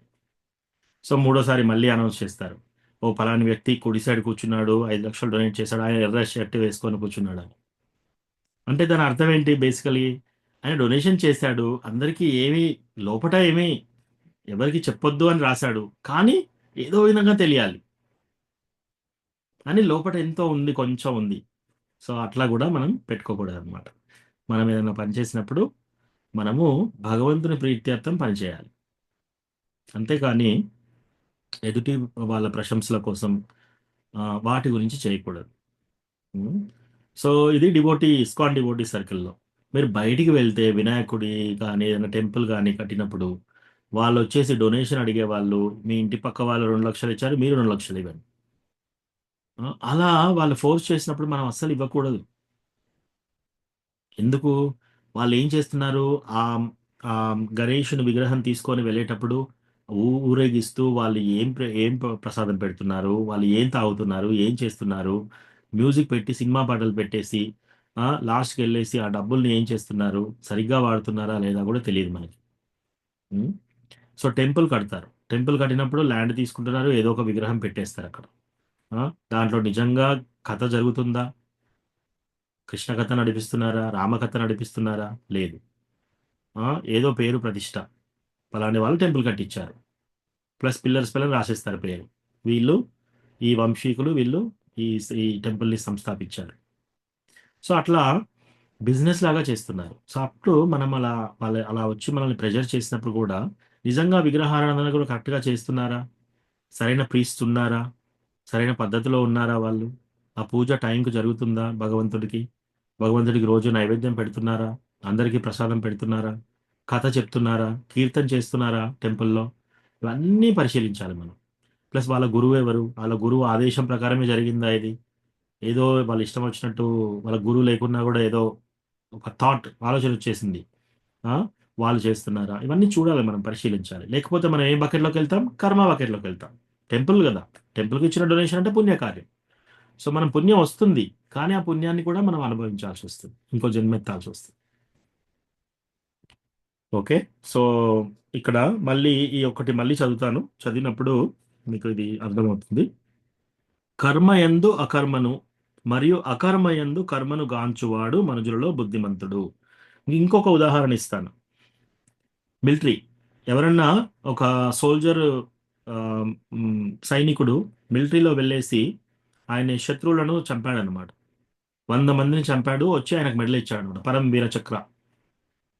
సో ఆయనకి 100 మందిని చంపాడు, మరి శత్రువులని పరమవీర చక్ర బిరుదు తీసుకున్నాడు, సెలవుల్లో ఇంటికి వచ్చాడు. ఇంటికి వచ్చేసి ఒక కూరగాయల మార్కెట్కి వెళ్ళి కూరగాయలు కొంటుంటే ఒక గొడవ అయిపోయింది. గన్ తీసేసి షూట్ చేస్తాడు ఇద్దరు ముగ్గురు. అప్పుడు ఏం చేస్తుంది గవర్నమెంట్ వచ్చేసి, ఓ బాబు నువ్వు అక్కడ 100 మందిని షూట్ చేసావు, ఇక్కడ ముగ్గురిని చేసావు, నీకు ఇంకో పరమవీర చక్ర ఇస్తా అని ఇస్తారా? లేదు, ఆయన జైల్లో వేస్తారు. ఎందుకు? కర్మయందు అకర్మని, అకర్మయందు కర్మను గాంచువాడు మనుజులలో బుద్ధిమంతుడు. పని చేసినా కూడా పని చేయనట్టే, పని చేయకున్నా కూడా పని చేసినట్టే. ఈ వ్యత్యాసం తెలిసిన వాడు బుద్ధిమంతుడు. సి, అక్కడ చంపాడు, ఇక్కడ చంపాడు, కానీ అక్కడ ఎందుకు చంపాడు? గవర్నమెంట్ ఆఫ్ ఇండియా ఆధ్వర్యంలో దేశాన్ని రక్షిస్తూ చంపాడు కాబట్టి, ఆ పని చేశాడు కాబట్టి అకర్మ అయిపోయింది అది. అంటే దాంట్లో ఆయనకు మెడల్ ఇచ్చారు, ఆయన జైల్లో వేయలేదు. కానీ మార్కెట్కి వచ్చేసి అందరిని చంపినప్పుడు ఈ కర్మలో అకర్మ చూడలేదు, ఇక్కడ ఈ కర్మ వికర్మ అయిపోయింది. సో అది ఇక్కడ అన్నమాట. కర్మయందు అకర్మని మరియు అకర్మయందు కర్మను గాంచువాడు మనుజులలో బుద్ధిమంతుడు. అట్టివాడు అన్ని రకముల కర్మల యందు నియుక్తుడైనను దివ్యస్థితి యందున్నవాడే యగును. అట్టివాడు అన్ని రకముల కర్మల యందు నియుక్తుడైనను. పొద్దుటి నుంచి సాయంత్రం వరకు టెంపుల్లో అన్ని రకాల పనులు చేసినా కూడా దివ్యస్థితి యందున్నవాడే యగును. సో ఎప్పుడైనా మనము ఎన్ని పనులు చేసినా సరే, ఎన్ని డొనేషన్స్ ఇచ్చినా సరే, ఎన్ని మంచి కార్యాలు చేసినా సరే, అవన్నీ కృష్ణ భగవానికి అర్పించేసి డివోటీస్కి, భక్తులకి లేదా వేరే వాళ్ళకైనా మనం పంచిపెట్టామనుకోండి, అది మంచిదే. కానీ కృష్ణకు ఆఫర్ చేయకుండా మనం పెట్టింది ఏదైనా కూడా అది పాప భూయిష్టం అయిపోతుంది.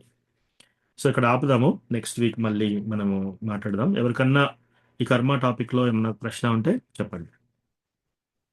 హరే కృష్ణ ప్రభు. ఎస్ ప్రభు. ఇది కర్మ మంచి కర్మ వికర్మ అనేది మనం ఎట్లా ఫైండ్ అవుట్ చేయాలి ప్రభు? అంటే నేను చేసేది కర్మనే మంచిది అనుకుంటా, అది ఇంకో వేరే వాళ్ళకి వికర్మ అని చేస్తా కదా, ఎట్లా ఫైండ్ అవుట్ చేయాలి ప్రభు? చాలా మంచి ప్రశ్న అడిగారు. సి, అందుకే మనం ఏం చేయాలంటే, గురువు మనకు డౌట్ ఉన్నప్పుడు మనము టెంపుల్ ప్రెసిడెంట్ కానీ, లేకపోతే టెంపుల్లో ఎవరైనా సీనియర్ డివోటీ కానీ, లేదా శిక్షా గురువు ఎవరైనా మెంటర్స్ ఉంటే వాళ్ళని అడగాలన్నమాట. సింపుల్ అండి. ఎట్లా అంటే మనం ఏం చేయాలంటే, ఏ పని చేసినా కూడా మనం ఆ పని ఎందుకు చేస్తున్నాం, ఆ పని చేసినాక వచ్చిన ప్రాఫిట్తో మనం ఏం చేస్తున్నాం. ఓకే, ఉదాహరణకి ఒకరు ఇల్లు కట్టుకున్నారు, ఒకరు బిజినెస్ పెట్టారు, ఒకరు చదువుకున్నారు. 3 ఎగ్జాంపుల్స్ తీసుకుందాం. ఒకరు ఇల్లు కట్టారు, చాలా పెద్దగా ఇల్లు కట్టారు, దాంట్లో రకరకాల వస్తువులు కొన్నారు, ఒక కారు కొన్నారు, సోఫాలు కొన్నారు, అన్ని కొన్నారు, టీవీ కొన్నారు, అన్ని కొన్నారు. ఆ ఇంటిని వాళ్ళు ఏం చేస్తున్నారు దాన్ని బట్టి ఉంటుంది, అది కర్మన, అది పాప కర్మనా, పుణ్యకర్మనా, అకర్మనా అనేది. సో ఎవరైతే పెద్ద భవనం కట్టుకొని నలుగురిని పిలిచి వాళ్ళకి టీ కాఫీ ఇస్తూ, వాళ్ళకు మాంసాహారం వండి పెడుతూ, జల్సా చేస్తూ, మన సినిమాలు చూస్తూ, తర్వాత ఇట్లా ఇంద్రియ భోగం చేస్తున్నారు అనుకోండి పేరు ప్రఖ్యాతుల కోసం, అది పాపభూయిష్టమైందే. అదే ఇల్లు ఎవరైతే కట్టుకొని డివోటీస్ని పిలిచి చాలా పెద్ద ప్రోగ్రామ్ చేశారు, చాలా మందికి భోజనాలు పెట్టారు, ఎప్పుడైనా కూడా డివోటీస్కి ఉండడానికి ఇస్తున్నారు, హెల్ప్ చేస్తున్నారు, ఇవన్నీ చేస్తున్నారు, అప్పుడు వాళ్ళు ఎంత పెద్ద భవనం ఉన్నా కూడా ఏం ప్రాబ్లం లేదు, అది అకర్మ కిందికి వస్తుంది. ఎవరైతే నాన్ వెజిటేరియన్ దానికి వాడుతున్నారు అనుకో ఇల్లు, అది వికర్మ కిందికి వస్తుంది. ఎవరైతే పుణ్యకార్యాలకు బీద వాళ్ళకి హెల్ప్ చేద్దామో, ఎవరైనా హాస్టల్కి ఫ్రీగా గిఫ్ట్ ఇద్దామో, అనాథ పిల్లలకు ఆశ్రయం ఇద్దాము అని చేశారనుకోండి, అది కర్మ కిందికి వస్తుంది. ఒకటే ఇల్లు, ఆ ఇల్లు అదే ముగ్గురు కొన్నా కూడా అదే 3 కోట్లు పెట్టి ఇల్లు కొన్నారు, ఆ 3 కోట్లు పెట్టి ఇల్లు కొని మూడు రకాల పనులు చేశారనుకోండి, అదే ఇల్లు కర్మగా కావచ్చు, అదే ఇల్లు వికర్మ కావచ్చు, అదే ఇల్లు అకర్మ కావచ్చు. మనం ఎలా చూడాలి? వాళ్ళు లోన్ తీసుకున్నా, వాళ్ళు అప్పు చేసినా, వాళ్ళ ప్రాఫిట్ వచ్చినా కూడా 3 కోట్లు పెట్టి కట్టారు ఇల్లు, దాన్ని దేనికి వాడుతున్నారు దాన్ని బట్టి తెలుస్తుంది. రెండో ఎగ్జాంపుల్, ఒకతను బిజినెస్ పెట్టాడు, ఆ బిజినెస్లో ఆయనకు 10 లక్షల ప్రాఫిట్ వచ్చింది సంవత్సరంలో. ఆ 10 లక్షల ప్రాఫిట్ వచ్చినప్పుడు ఆ 10 లక్షలతో ఆయన ఇల్లు కట్టాడు, వాళ్ళ వాళ్ళ పిల్లల్ని, వాళ్ళ చుట్టాలని కృష్ణ కాన్షియస్ యాక్టివిటీస్లో తీసుకురావడానికి ట్రై చేస్తున్నాడు, 2 లక్షలు డొనేషన్ ఇచ్చాడు, అందరి భక్తులకి యాత్రలకు వెళ్ళినప్పుడు హెల్ప్ చేస్తున్నాడు. ఇదంతా ఆకారం మీద కిందకి వస్తుంది. నీకు ఎన్ని లక్షలు ఎన్ని కోట్లు వచ్చినా సరే. అంబరీష్ ప్రభు టీఓవిపి మన మాయాపూర్ టెంపుల్ దానికి $100 మిలియన్ ఇచ్చాడు. 6-7 అంటే $10 కోట్ల. $10 కోట్ల అంటే దగ్గర దగ్గర 100 కోట్లు. అన్ని కోట్లు ఇచ్చాడు ఆయన. దాన్ని దేనికి వాడుతున్నాడు? కృష్ణ భగవాన్ సేవలో వాడుతున్నాడు.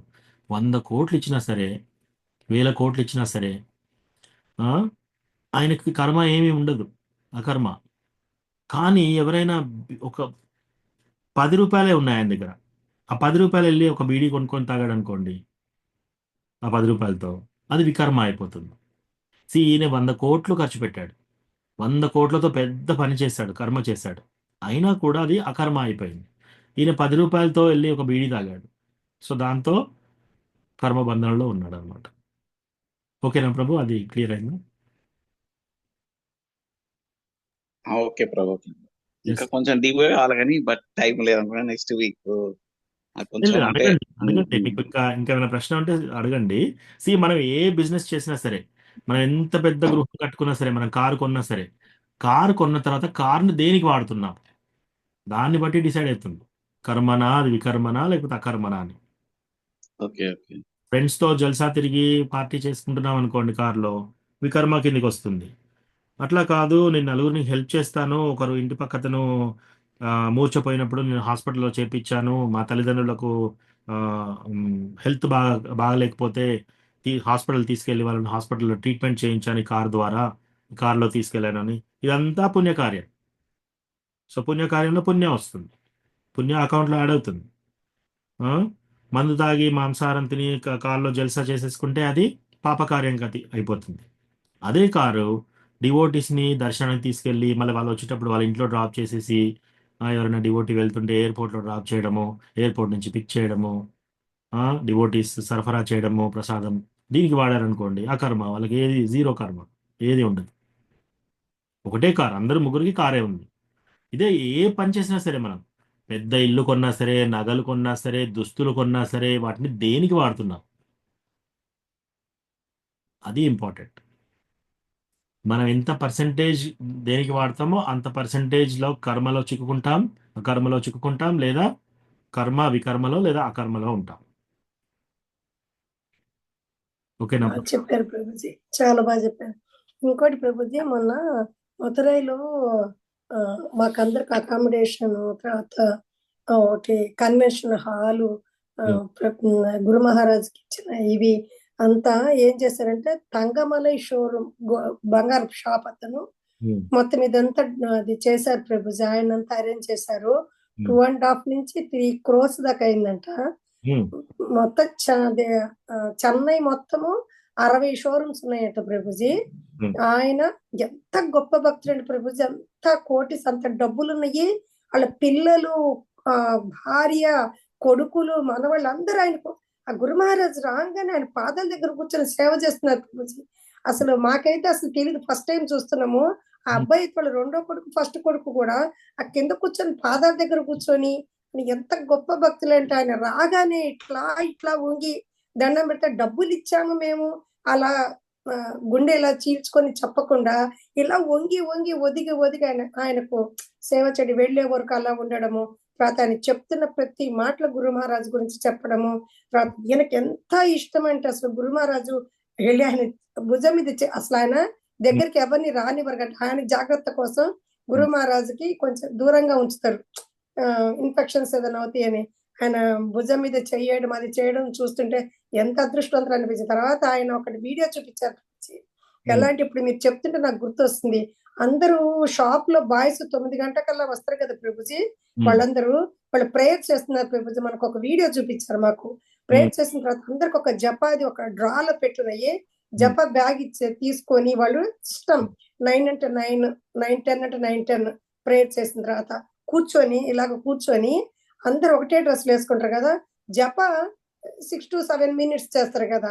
అది చేసిన తర్వాత వాళ్ళ బిజినెస్ కి వెళ్ళారు, అదే వాళ్ళ కౌంటర్స్ దగ్గరికి వెళ్ళారు, అది అక్కడ పెట్టి ఆ గురు మహారాజ్ ఫోటో అంటే ఆయనకు దండం పెట్టుకొని, ఆ లోపల వాళ్ళకి ఒక రూమ్ ఉంటుంది, అన్ని చేసి వెళ్ళారు ప్రభుజీ. ప్రతిరోజు నేను ఇలాగే చేస్తాను, నేను ఇంతకన్నా ఇవ్వగలిగేది మా గురు మహారాజ్ కి, మన గురు మహారాజ్ కి నేను ఇంకెంతకన్నా ఇవ్వగలిగేది నేను లేను, ఇంకా నేను చాలా తక్కువ చేస్తున్నారు గురు మహారాజ్, ఇంకా నేను ఏం చేయాలో చెప్పండి అనేసి అని ఎంత వినయ విధేయతలతోటి అంటున్నారంటే ప్రభుజీ, అసలు అంత మంది ఉన్నా కానీ అంత మంది కూడా వాళ్ళు సేవ చేస్తున్నారు ప్రభుజీ. మేము ఇచ్చాము, మేము ఎందుకు చేయాలని కూడా అనకుండా. అసలు అది నిజంగా ఇట్లాంటివి చూస్తున్న నిస్వార్థమైన సేవ అంటే ఇదే Prabhuji. Yes Mataji, thank you share చేసినందుకు. Yes, Yes, ఆయన చూడండి, మీరు అన్నారు కదా ఆయనకు 60 షోరూమ్ ఉన్నాయి, బంగారు షోరూమ్లు 60 షోరూమ్ ఉన్నాయంటే పెద్ద కోటీశ్వరులు. సో అంత కోటీశ్వరులు కూడా వాళ్ళు ఏం చేస్తున్నారు, వాళ్ళకు వచ్చిన కోట్లు డబ్బులు ఏం చేస్తున్నారు, ఇట్లాంటి వాటికి ఉపయోగిస్తున్నారు. రైట్? అప్పుడు ఏమవుతుంది, అది అకర్మ అవుతుంది. అంటే వాళ్ళు ఇంత డొనేషన్ ఇచ్చినా కూడా జీరో, వాళ్ళకి ఎటువంటి బంధ విముక్తి ఏది లేదు. రైట్? సో అది చాలా ఇంపార్టెంట్. అంబరీష్ ప్రభు మాయాపూర్ టెంపుల్ చూశారు కదా, ఎంత ఘనంగా నిర్మించారు, yes, ప్రభుజీ. వందల వేల కోట్లు. సో అన్ని పెట్టి అంత పెద్దగా నిర్మించినా కూడా ఆయనకు వచ్చిన ప్రాఫిట్ అంతా ఇచ్చేశాడు. సో మనం ఎప్పుడు కూడా మనకు భక్తిలోకి రాగానే వీళ్ళు అంతా ఇక మొత్తం ఎట్లా అంటే చినిగిపోయిన ధోతి కట్టుకొని ఏమీ లేకుండా ఇలా ఒక చిప్ప పట్టుకొని అడుక్కునేటట్టు అట్లా కాదు. నీలో ఏది సామర్థ్యం ఉన్నా సరే ఆ సామర్థ్యాన్ని కృష్ణకు వాడు. నీలో తెలివితేటలు ఉన్నాయా, శాస్త్రాలు చదువుకోగలుగుతావా, ఎస్, పాఠాలు చెప్పు, కృష్ణ కథ అందరికీ చెప్పు. ఓకే, నీలో ధైర్యం ఉందా, కృష్ణ భగవాన్ టెంపుల్స్ నిర్మించు, ఎక్కడన్నా ఫైట్స్ అలా అయినప్పుడు వెళ్ళి రక్షించు టెంపుల్స్ని. నీలో బిజినెస్ మెంటాలిటీ ఉందా, బిజినెస్ చేసి దాన్ని ప్రాఫిట్స్ చేసుకునే తెలివితేటలు ఉన్నాయా, బిజినెస్ పెట్టి ఆ ప్రాఫిట్స్ వచ్చినాయి 100% కృష్ణకు వాడండి. రైట్? ఓకే, ఇవన్నీ కాదు, నేను చాలా బాగా పనిచేస్తాను, నాలో బాడీలో చాలా శక్తి ఉంది, వెళ్ళి టెంపుల్లో రోజు ఊడవండి, రోజు ఊడ్చేసి భగవంతుడికి సేవలో పెట్టండి. ఎవరైతే సిన్సియర్గా, ఇప్పుడు ఈ బంగారు 60 షోరూమ్లు ఉన్న వ్యక్తి సిన్సియర్గా అన్ని గురు మహారాజ్కి కృష్ణకి అర్పించాడు అనుకోండి. ఒక వ్యక్తి చాలా బీద వ్యక్తి, ఆయన ఓన్లీ ఊడుస్తున్నాడు టెంపుల్, ప్రతిరోజు ఆ పని చేయగలుగుతాడు, రోజు అంట్లు కడుగుతున్నాడు టెంపుల్లో. ఆయన వెళ్ళే దశ ఒకటే, భగవంతుని చేరుకుంటారు. కృష్ణ ఎప్పుడు కూడా మనం ఎంత ఇచ్చామో అనేది చూడడు, మనం ఎంత ఇంకా వెనక్కి పెట్టుకుంటున్నాము, కృష్ణలో ఉపయోగించకుండా ఎంత పెట్టుకుంటున్నాం మనం. అంటే అట్లా అని మనకున్న ఆస్తి అంతా అమ్మేసి కృష్ణకి పెట్టమని కాదు ఇక్కడ అర్థం. మీ దగ్గర ఆస్తి ఉన్న ఆస్తి కూడా మీరు కృష్ణ దానికి సంబంధించిన కార్యక్రమాలకు వాడితే పర్వాలేదు, అది 100% ఇచ్చినట్టే. మీరు ఎంత పెద్ద ఉద్యోగం చేసినా సరే, ఎంత పెద్ద సంపాదన చేసినా సరే, విదేశాలలో సంపాదించినా సరే, ఎంత పెద్ద డాక్టర్ అయినా సరే, ఎంత పెద్ద ఇంజనీర్ అయినా సరే, ఎంత పెద్ద బిజినెస్ మ్యాన్ అయినా సరే, ఏవి చేసినా సరే ఆ యొక్క వచ్చిన ప్రాఫిట్స్ని కృష్ణకి వాడుతూ ఉంటే పర్వాలేదు. మీరు ఎంత పెద్ద భవనమైనా కట్టుకోండి, మీరు ఎన్ని వాహనాలైనా కొనుక్కోండి, కృష్ణ సేవకి వాడాలి, అది ఇంపార్టెంట్. బాగా చెప్పారు ప్రభుజీ. మా పిల్లలకి రాగా నేను అదే చెప్పాను ప్రభుజీ, ఏరా మీరు ఉద్యోగాలు చేసుకున్న తర్వాత అసలు ఈ విధంగా ఇలా ఆలోచించాలంటే మేము కూడా వేస్తాం. ఇంకోటి నాకు జరిగేది ఒక్క చెప్తాను ప్రభుజీ, సారీ క్షమించండి. అది నేను అయిన తర్వాత ప్రభుజీ హోమం చేసిన తర్వాత, దీక్ష అయిన తర్వాత హోమం చేసే భిక్ష అడగలిగదు ప్రభుజీ. భిక్ష అడిగేటప్పుడు నాకు ఒక గంటే ఉంది ప్రభుజీ, తర్వాత ఫ్లైట్ టైం అయిపోయింది. మా శిక్షా గురువు ముందు వెళ్ళిపోయారు, ఒక అరగంట ముందు వెళ్ళారు, అక్కడిని చెప్పేసి వెళ్ళిపోయారు. బయటకు వచ్చిన తర్వాత భిక్ష చేసి అంత తీసుకొని రండి అనేసి అని మన గురు మహారాజ్కు సమర్పించాలని, నాకు టైం అయిపోయిందని చెప్పి నేను కొంతవరకే చేసి నేను వీళ్ళతోటి కలిసి ప్రయాణం చేసి హైదరాబాద్కి వచ్చాను. తర్వాత వచ్చిన తర్వాత నేను మా శిక్షా గురువు చెప్పాను, భిక్ష చేశారా మాతాజీ అంటే, ఇట్లా నేను కొంత టైం వరకు చేయగలిగాను మా ప్రభుజీ అంటే, ఇది చాలా తక్కువ, మీరు ఎందుకు అంత పరిగెత్తుకొని వచ్చారు, ఈ ఫ్లైట్ కాకపోతే ఇంకో ఫ్లైట్ అంటే, నేను పెద్దదాని ప్రభుజీ, నాకు భయం వేసింది, ఒక్కదాన్ని నేను రాలేను, నాకు అంత కొత్త ప్రదేశము, రూమ్స్ కూడా ఖాళీ చేసేసారు అనేసి అని చెప్పాను నేను. సరే మాతాజీ, ఎందుకు మీరు ఖాళీగా ఉన్నారు, వచ్చి 1.5 డే అయింది, మీరు అబిడ్స్ టెంపుల్కి వెళ్ళండి, అక్కడ అందరు భక్తులు ఉంటారు, అక్కడ భిక్ష చేయండి అనేసి అని అన్నారు. నాకు చెప్పినప్పుడు అంత అర్థం కాలేదు ప్రభుజీ దాని విలువ. వెళ్ళి వాళ్ళని భిక్ష అడుగుతుంటే వాళ్ళందరూ భక్తులు ఉంటారు కదా ప్రభుజీ, అందరు దీక్ష తీసుకోని సేవ చేసేవాళ్ళు, వాళ్ళందరూ అలా వాళ్ళు చెప్తుంటే చాలా ఆనందం వేసింది ప్రభుజీ. ఒక 3-4 అవర్స్ భిక్ష చేశాను ప్రభుజీ. నేను పొద్దున 10 గంటలకు వెళ్ళాను. మధ్యాహ్నం 2:30, 3 వరకు చేశాను ప్రభుజీ. నాకు చాలా ఆనందం అనిపించింది ప్రభుజీ. ఎలా అంటే నిజంగా ఇలా గురు మహారాజ్కి నేను చెయ్యగలిగేది ఇది. అంటే మన మనసును మనం అర్పిస్తున్నాం అనేసి అనిపించింది ప్రభుజీ. ఎస్ హరే కృష్ణ ప్రభుజీ. హ్యూమిలిటీ, వినమ్రతా భావం, రైట్? మనము అదే. భిక్ష వినమ్ర అడిగినప్పుడు కూడా మనకి యూనో అలా చేయడం కూడా, అది కూడా ఒక వినమ్రత భావం ఉంటేనే అలా చేయగలుగుతారు కదా. ఎస్ ప్రభుజీ. ఇలాంటివన్నీ ప్రభుజీ ఇప్పుడు మీలాంటి వాళ్ళ దగ్గర మేము వింటూ నేర్చుకుంటూ ఉంటే, ఇందాక ఒక మాతాజీ అన్నారు కదా, నాకు అదే సేమ్ టైంలో భాగవతం మీరు భాగవతం చెప్పే టైంలో నాకు జప ఉంటుందని అన్నారు కదా. నేను కూడా ఫస్ట్ అలా అనుకున్నాను ప్రభుజీ. కాకపోతే నేను టైం మార్చుకున్నా. పొద్దున్నే చేసేసుకొని పొద్దున్న 7:30 నుంచి ఫ్రీ అయిన అనుకోండి. ఇలాంటి క్లాసులు అంటే మాకు ఇట్లా మీలాంటి వాళ్ళు చెప్పిన మాటలు బట్టి నేను టైం మార్చుకొని చేసుకోవడం కూడా స్టార్ట్ చేస్తుంది. అది చాలా ఆనందం అనిపించింది. అంటే దీంట్లో చాలా చాలా నేర్చుకుంటున్నాం ప్రభుజీ. అది ఒక్కసారి మాలాంటి వాళ్ళకు మనసులోకి రాదు. ఎన్నో మీరు ఉదాహరణ రూపంలో ఇప్పుడు అకర్మ వికర్మ అని ఒక 5 కథలలాగా మీరు చెప్పారు. రకరకాలుగా చెప్పారు. ఒక్కొక్కటి ఒక్కొక్క మనిషికి అది అప్లై చేసుకోగలము. ఇది నాకు చేత కాదు, ఇది చెప్పారు ప్రభుజీ అని చేసుకోవడానికి వీలయ్యేటట్టు మీరు చెప్తున్నారు. ఇట్లాంటి వినాలంటే మీలాంటి వాళ్ళ దాంట్లో కూర్చుంటేనే చేతవుతుంది ప్రభుజీ. హరే కృష్ణ. ఎక్కువగా మాట్లాడుతాను ప్రభు, క్షమించండి. Thank you Mataji. సో ఇదంతా కూడా మాతాజీ నేను చెప్పేది కూడా ఏదంటే, నేను కూడా గురువు దగ్గర విన్నది, శ్రీమద్ భగవద్గీత, శ్రీమద్ భాగవతంలో చదివింది, శ్రీల ప్రభుపాద దగ్గర లెక్చర్స్ విన్నది, అదే చెప్తున్నాను నేను కూడా. సో ఇవన్నీ కూడా మన గురువు దగ్గర నుంచి వచ్చినాయి. ఇవన్నీ గురువు పరంపర నుంచి మనకు వచ్చినవే అనమాట. హిజ్ హోలీనెస్ జయపతాక మహారాజ్ ఆయన కూడా ప్రభుపాద ఏం చెప్పారో అదే ఆయన పాస్ చేస్తున్నాడు అందరికీ. సో ప్రభుపాద ఈ బుక్స్ అన్ని రాసేసి ప్రభుపాద పర్పోర్ట్స్లో భాష్యాలలో రాసిందే చదివి మేము చెప్పేది. సో ఎక్కడైనా కూడా మనంతా కూడా ఇది కృష్ణ భగవాని యొక్క ఆ పరంపర, గురు పరంపర అలా వస్తూ వస్తూ మనం నేర్చుకుంటున్నాం.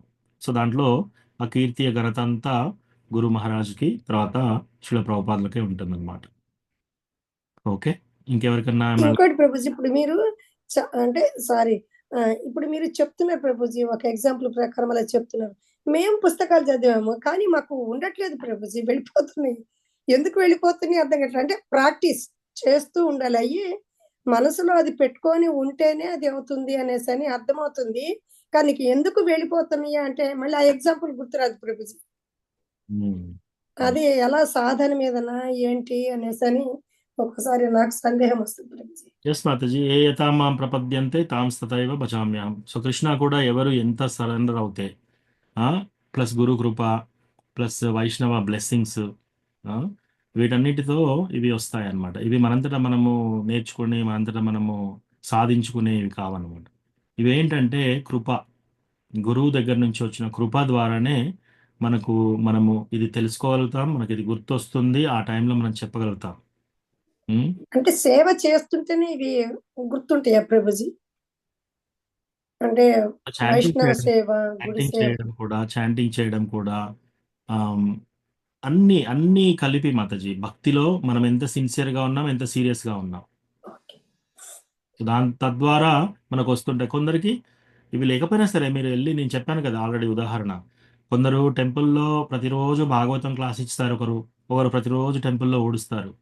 ఆ టెంపుల్లో క్లాస్ ఇచ్చే అతను భక్తితోనే భగవంతుని కోసమే చెప్తున్నాడు, కంపాషన్తో, కరుణతోటి.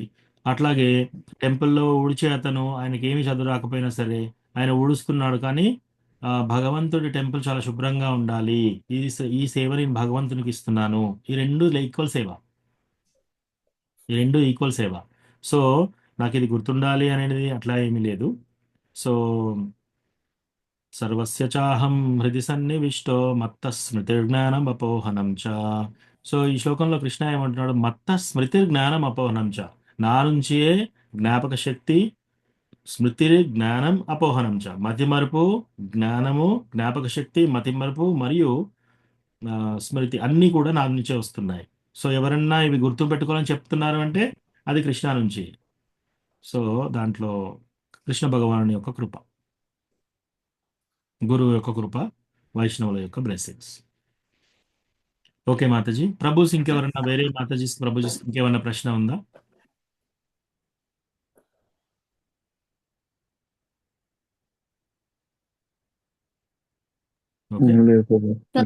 ప్రభు ఇప్పుడు మీరు ఈ భగవంతునికి ప్రసాదాలు ఆఫర్ చేసి భక్తులను పిలిచి పెడతారు ఒక ఒక ఒకరు అని చెప్పారు కదా, అది 0 అన్నారు.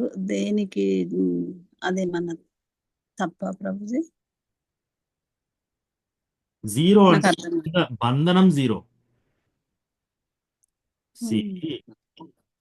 ఓకే, ఒక ఉదాహరణకి ఒక వ్యక్తి గృహప్రవేశం ఫెస్టివల్ చేసుకుంటున్నారు. ముగ్గురు 3 కోట్లు పెట్టి ముగ్గురు సేమ్ ఇల్లులు కట్టారు. ముగ్గురు గృహప్రవేశం ప్రోగ్రామ్ చేశారు. ముగ్గురు 100 మంది ఫ్రెండ్స్ని పిలిచి భోజనం పెట్టారు. ముగ్గురు వస్త్రాలు పెట్టారు. ఓకే, ఇప్పుడు అలా విశ్లేషిద్దాం. ఒక వ్యక్తి ఏం చేశాడంటే, ఆయన ఇల్లు కొన్నాడు, అందరిని పిలిచాడు. అందరిని పిలిచేసి అందరికీ మాంసాహారం వండి పెట్టేసి అవన్నీ వంటలు చేసేసి మందు పెట్టేసి మత్తు పదార్థాలు అన్ని పెట్టేసి అందరికీ పార్టీ విందు ఇచ్చాడు 100 మందికి. వెళ్ళేటప్పుడు అందరికీ బట్టలు కూడా పెట్టాడు. సో దీంట్లో ఏం జరిగింది? వికర్మ జరిగింది. శాస్త్రంలో చెప్పిన విధంగా లేదు కాబట్టి వికర్మ అంటే ఆయన పాపకార్యం చేసినట్టుకే వస్తుంది. అందరికీ భోజనం పెట్టాడు, వాళ్ళ కడుపు నిండింది కాబట్టి ఆ పాయింట్లు పుణ్యంలోకి వెళ్తాయి. అందరికీ బట్టలు పెట్టాడు కాబట్టి ఆ పాయింట్స్ ఆయన పుణ్యంలోకి వెళ్తాయి. కానీ మాంసాహారము మత్తు పదార్థం పెట్టాడు కాబట్టి అన్ని రకాల పాప పాయింట్స్ కూడా ఇంకో అకౌంట్లోకి వెళ్తాయి. అక్కడ 0 కాదు. ఈ పుణ్య పాయింట్స్ ఒక 20 పాయింట్లు పుణ్యాకి, ఒక 80 పాయింట్లు పాపకు వచ్చాయి. ఆ 20 పాయింట్లు మళ్ళీ 0 అయ్యే వరకు ఆయనే ఇంకో జన్మ ఎత్తాల్సిందే. ఈ 80 పాయింట్లు 0 అయ్యేంత వరకు ఆయన ఇంకో జన్మ ఎత్తాల్సిందే. ఇప్పుడు చేసిన వ్యక్తి. రెండో వ్యక్తి ఏం చేశాడు? ఆయనే ఒక పండితుడిని పిలిచాడు, అయ్యగారిని. తర్వాత అందరినీ పిలిచేసి వెజిటేరియన్ భోజనమే పెట్టాడు, అందరికీ పెట్టి పంపించాడు. సో ఆయన ఏం చేశాడు? వేదాల ప్రకారంగానే ఒక పండితుడిని పిలిచి చేశాడు, అందరికీ పెట్టాడు కాబట్టి పుణ్యం చేశాడు. సో ఆ పుణ్యం ప్రకారం ఏమైంది? 100 పాయింట్లు వచ్చాయి ఆ పుణ్యాలు. ఆ 100 పాయింట్లు ఆ పుణ్యం అనుభవించేంత వరకు మళ్ళీ ఆయన పుడుతూనే ఉండాలి. మూడో వ్యక్తి ఏం చేశాడు? ఆయనే అందరినీ పిలిచాడు, 100 మందిని పిలిచి కీర్తన చేయించాడు. తర్వాత మంచి వెజిటేరియన్ ఆనియన్ గార్లిక్ లేకుండా వెజిటేరియన్ భోజనం చేసి అందరికీ దేవుడికి ఆఫర్ చేశాడు. ఫస్ట్ ఆయన కొన్న బట్టలన్నీ దేవుడికి ఆఫర్ చేశాడు. ఆ తర్వాత అందరికీ సరఫరా చేశాడు. దేవుడికి ఆల్రెడీ ఆఫర్ చేశాడు కాబట్టి 0. ఆయన అకౌంట్లో 0. అంటే ఆయన మళ్ళీ జన్మించాల్సిన అవసరం లేదు. ఆయనకు పుణ్యం రాలేదు, పాపం రాలేదు. కానీ భగవంతుని భక్తి వచ్చేసింది. అదే డౌట్. ముగ్గురు ఒకటే పని చేశారు. వీళ్ళు 3 కోట్లు పెట్టి ఇల్లు కొన్నారు, 100 మందిని పిలిచారు పార్టీ. రెండో వ్యక్తి అంతే, 3 కోట్ల ఇల్లు, 100 మంది పార్టీ. మూడో అతను 3 కోట్ల ఇల్లు, 100 మంది పార్టీ. కానీ తేడా ఎలా ఉంది? ఇతనికి 80 పాప పాయింట్లు వచ్చాయి, 20 పుణ్య పాయింట్లు వచ్చాయి. ఈ రెండో వ్యక్తికి 100 పుణ్యాలే వచ్చాయి, అన్ని పుణ్యమే చేశాడు. ఈ చివరి డివోటీకి ఏమైంది? అంతా 0 ఉంది. అంటే 0 ఉంది కాబట్టి మన నెక్స్ట్ లైఫ్ లో ఆయన జన్మించాల్సిన అవసరం లేదు. ఓకే ప్రభుజీ, అర్థమైంది. భగవంతునికి ఆఫర్ చేసి పెడితే అది 0 అంటే ఏ పాపము లేదన్నట్టు. రైట్. మన బంధం విముక్తత, మనకు బంధం ఉండదు, మనం బందీ కామన్నమాట. అలా కాకుండా నేను సంపాదిస్తున్నాను, నేను హెల్ప్ చేస్తాను వీళ్ళకి అంటే అది పుణ్యకార్యం అవుతుంది. ఓకే, నేను హెల్పే కాదు, వీళ్ళకి మందు కూడా తాగిపిస్తాను, అది పాపకార్యం అవుతుంది. సో అట్లా. సో అది సింపుల్. అందుకే కృష్ణనే అన్నాడు, ఇటువంటి తెలుసుకోవడం చాలా కష్టం. ఇది ఎవరికి తెలుస్తుంది? ఓన్లీ జ్ఞానవంతులకే తెలుస్తుంది. ఇలా తెలిసిన వాళ్ళే నిజమైన తెలివి కల్ల వాళ్ళు అని చెప్తున్నాడు కృష్ణ ఈ శ్లోకంలో. సో అందుకే మనం ఎప్పుడు ఏ కార్యం చేసినా కూడా కృష్ణ డివోటీస్కి కృష్ణగా అర్పించి చేయాలి. అది లేకుండా మనం ఏది చేయకూడదు. మంచినీళ్ళు కూడా కృష్ణకు ఆఫర్ చేసే ఇవ్వాలి ఎవరికైనా. మనం సహాయం చేసినా కూడా సరే కృష్ణకు ఆఫర్ చేసి సహాయం చేయొచ్చు, తప్పేం లేదు. భక్తులకి ఇచ్చినా కానీ కృష్ణకు ఆఫర్ చేయాలా ప్రభుజీ? ఏంటి మాతాజీ? కృష్ణ భక్తులకి ఇచ్చినా కానీ కృష్ణకు ఆఫర్ చేసి ఇవ్వాలా మంచినీళ్ళు అయినా? మాతాజీ మనం ప్రతిదీ కృష్ణ భక్తులు కూడా ఏంటి, కృష్ణ నీళ్లు తాగేటప్పుడు నీళ్ళలో ఉన్న టేస్ట్ నేనే అని చెప్పాడు కదా కృష్ణ. వాళ్ళు అలా కృష్ణుని తలుచుకుంటేనే తాగుతారు, కృష్ణకు ఆఫర్ చేసే తాగుతారు ఏదైనా. మనం కూడా కృష్ణకు ఆఫర్ చేసే ఇవ్వాలి. డబ్బున ఒకవేళ మనం మర్చిపోయి చేసామనుకోండి, మన కంటిమాల ఉంటుంది కదా, ఉమ్. ఈ కంటిమాల ఈ కంఠా నుంచి ఏది వెళ్తున్నా కూడా కృష్ణకు ఆఫర్ అయ్యే వెళ్తుంది. సో అట్లా అని మనం మర్చిపోయి ఎట్లాగో ఆఫర్ అవుతుంది కదా అని చెప్పి అలా చేయకూడదు మనం. ఎప్పుడన్నా మనం మర్చిపోయినప్పుడు కూడా మనకి పర్వాలేదు, కృష్ణ డివోటీస్కి ఏం కాదు. ప్రభుజీ నాకు రిక్వెస్ట్ ప్రభుజీ, మా ఇంటి దగ్గర ఒక మా అబ్బాయి ఫ్రెండ్ వాళ్ళ ఆవిడ ఉంది, ఆవిడకి హిందీ ఒక్కటి తెలిసినంట. హిందీ మన భగవద్గీత భాగవతని మన అమెరికా టైం ప్రకారము ఏమన్నా ఉంటే అంటే ఇవ్వండి ప్రభుజీ. ఉంది మాతాజీ, ఇంకో ప్రభుజీ చెప్తారు హిందీ క్లాసు, మీరు నాకు మెసేజ్ పంపించండి, దాని ప్రకారంగా చేద్దాం. సరే Prabhuji, Hare Krishna. Thank you Prabhuji. Okay ఇక్కడ ఆపుదామైతే. వాంఛాకల్పతరుభ్యస్య కృపా సింధుభ్యైవ చ పతితానాం పావనేభ్యో వైష్ణవేభ్యో నమో నమః. అనంతకోటి వైష్ణవ వృందికి జై, శ్రీల ప్రభుపాద్ की जय. हरे कृष्ण. सब हरे कृष्ण प्रभु, धन्यवाद प्रणाम। हरे कृष्ण प्रभु जी। హరే కృష్ణ ప్రభు. कृष्ण प्रभु धन्यवाद హరే కృష్ణ ప్రభు. దండ ప్రణామం ప్రభుజీ. प्रभु, धन्यवाद प्रणाम प्रभु। దండత్ ప్రణామం మధుగోపాల్ ప్రభు, ఎలా ఉన్నారు? బాగున్నాం బాబు, మీరు ఎలా ఉన్నారు? బాగున్నాను ప్రభు.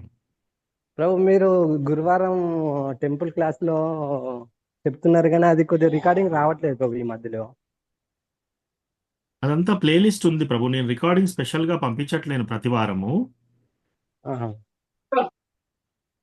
ఇది అంటే ఇప్పుడు అది మాకు కావాలంటే ఎలా కలెక్ట్ మాకు ఎలా వస్తుంది ప్రభు? నేను అంటే ప్లేలిస్ట్ నేను కొద్దిగా పంపిస్తాను. ప్లేలిస్ట్ అని ఉంటుంది ఆ, ప్రభు, ఆ ప్లేలిస్ట్ లో మీరు ఒక అలారం ఐకాన్ ఉంటుంది, ఆ ఐకాన్ మీరు క్లిక్ చేస్తే అది అప్లోడ్ కాగానే మీకు నోటిఫికేషన్ వస్తుంది. లేదా ఆహా. మీరు ఎవరన్నా ఒక డివోటీ విజయ్ ప్రభుని అడిగారు. విజయ్ రఘునాథ్ ప్రభుని ప్రతి వారము పంపించమనండి. ఆ లింక్ నేను మన గ్రూప్ లో పెడతానులేండి, నేను వరంగల్ క్లాసెస్ కూడా మన గ్రూప్ లో పెడతాను. పెడితే దాని ప్రకారం ఎవరన్నా ఒకరు ఆ వరంగల్ టెంపుల్ గ్రూప్ లో కూడా పెట్టండి. ఓకే ప్రభు. అయితే గురు పూజ అయిపోయినాక కూడా గురు పూజ ముందు వరకు నేను వినగలుగుతున్నాను, తర్వాత కొన్ని ప్రశ్నలు ఇట్లా ఉంటే ఆ తర్వాత నేను అక్కడ గురు పూజలో ఉండేసరికి వినలేకపోతున్నాను బ్రో, అందుకనే కావాలన్నాను. షూర్ ప్రభు. నేను ఈ రోజు నుంచి నేను ప్రత్యేకంగా పంపించట్లేదు, రికార్డింగ్ అన్నీ ఓకే. ఉన్నాయి, పాత క్లాసెస్ అన్నీ ఉన్నాయి. నేను ఆ, ఈరోజు ఆ ప్లేలిస్ట్ పంపిస్తాను. ఆ ప్లేలిస్ట్ లో మీకు ఐ థింక్ మనం ఆల్రెడీ ఒక 20 క్లాసుల దాకా చేసుంటాము. తర్వాత ఇప్పుడు కొత్త క్లాస్ ఏదైనా కూడా నేను మన మన భక్తృక్ష గ్రూప్ లో పెడతాను. విజయ రఘునాథ్ ప్రభు అందులో ఆ వరంగల్ టెంపుల్ దాంట్లో ఫార్వర్డ్ చేస్తాను. భక్తి ఓకే వృక్షాల్లో పెట్టినా పర్లేదు. ఇప్పుడు మీరు పెట్టి ఈ దీంట్లో పెట్టినా పర్లేదు, నేను సరే చూసుకుంటాను. అది నేను దీంట్లోనే రాలేదు. నేను ఇంత పెట్టట్లేదు. ముందుకు నేను పెడతాను. Okay bro, thank you bro, thank you. ధన్యవాదాలు. ధన్యవాద్ ప్రణామం. హరే కృష్ణ ప్రభు, ధన్యవాదాలు. ధన్యవాద్ ప్రణామం.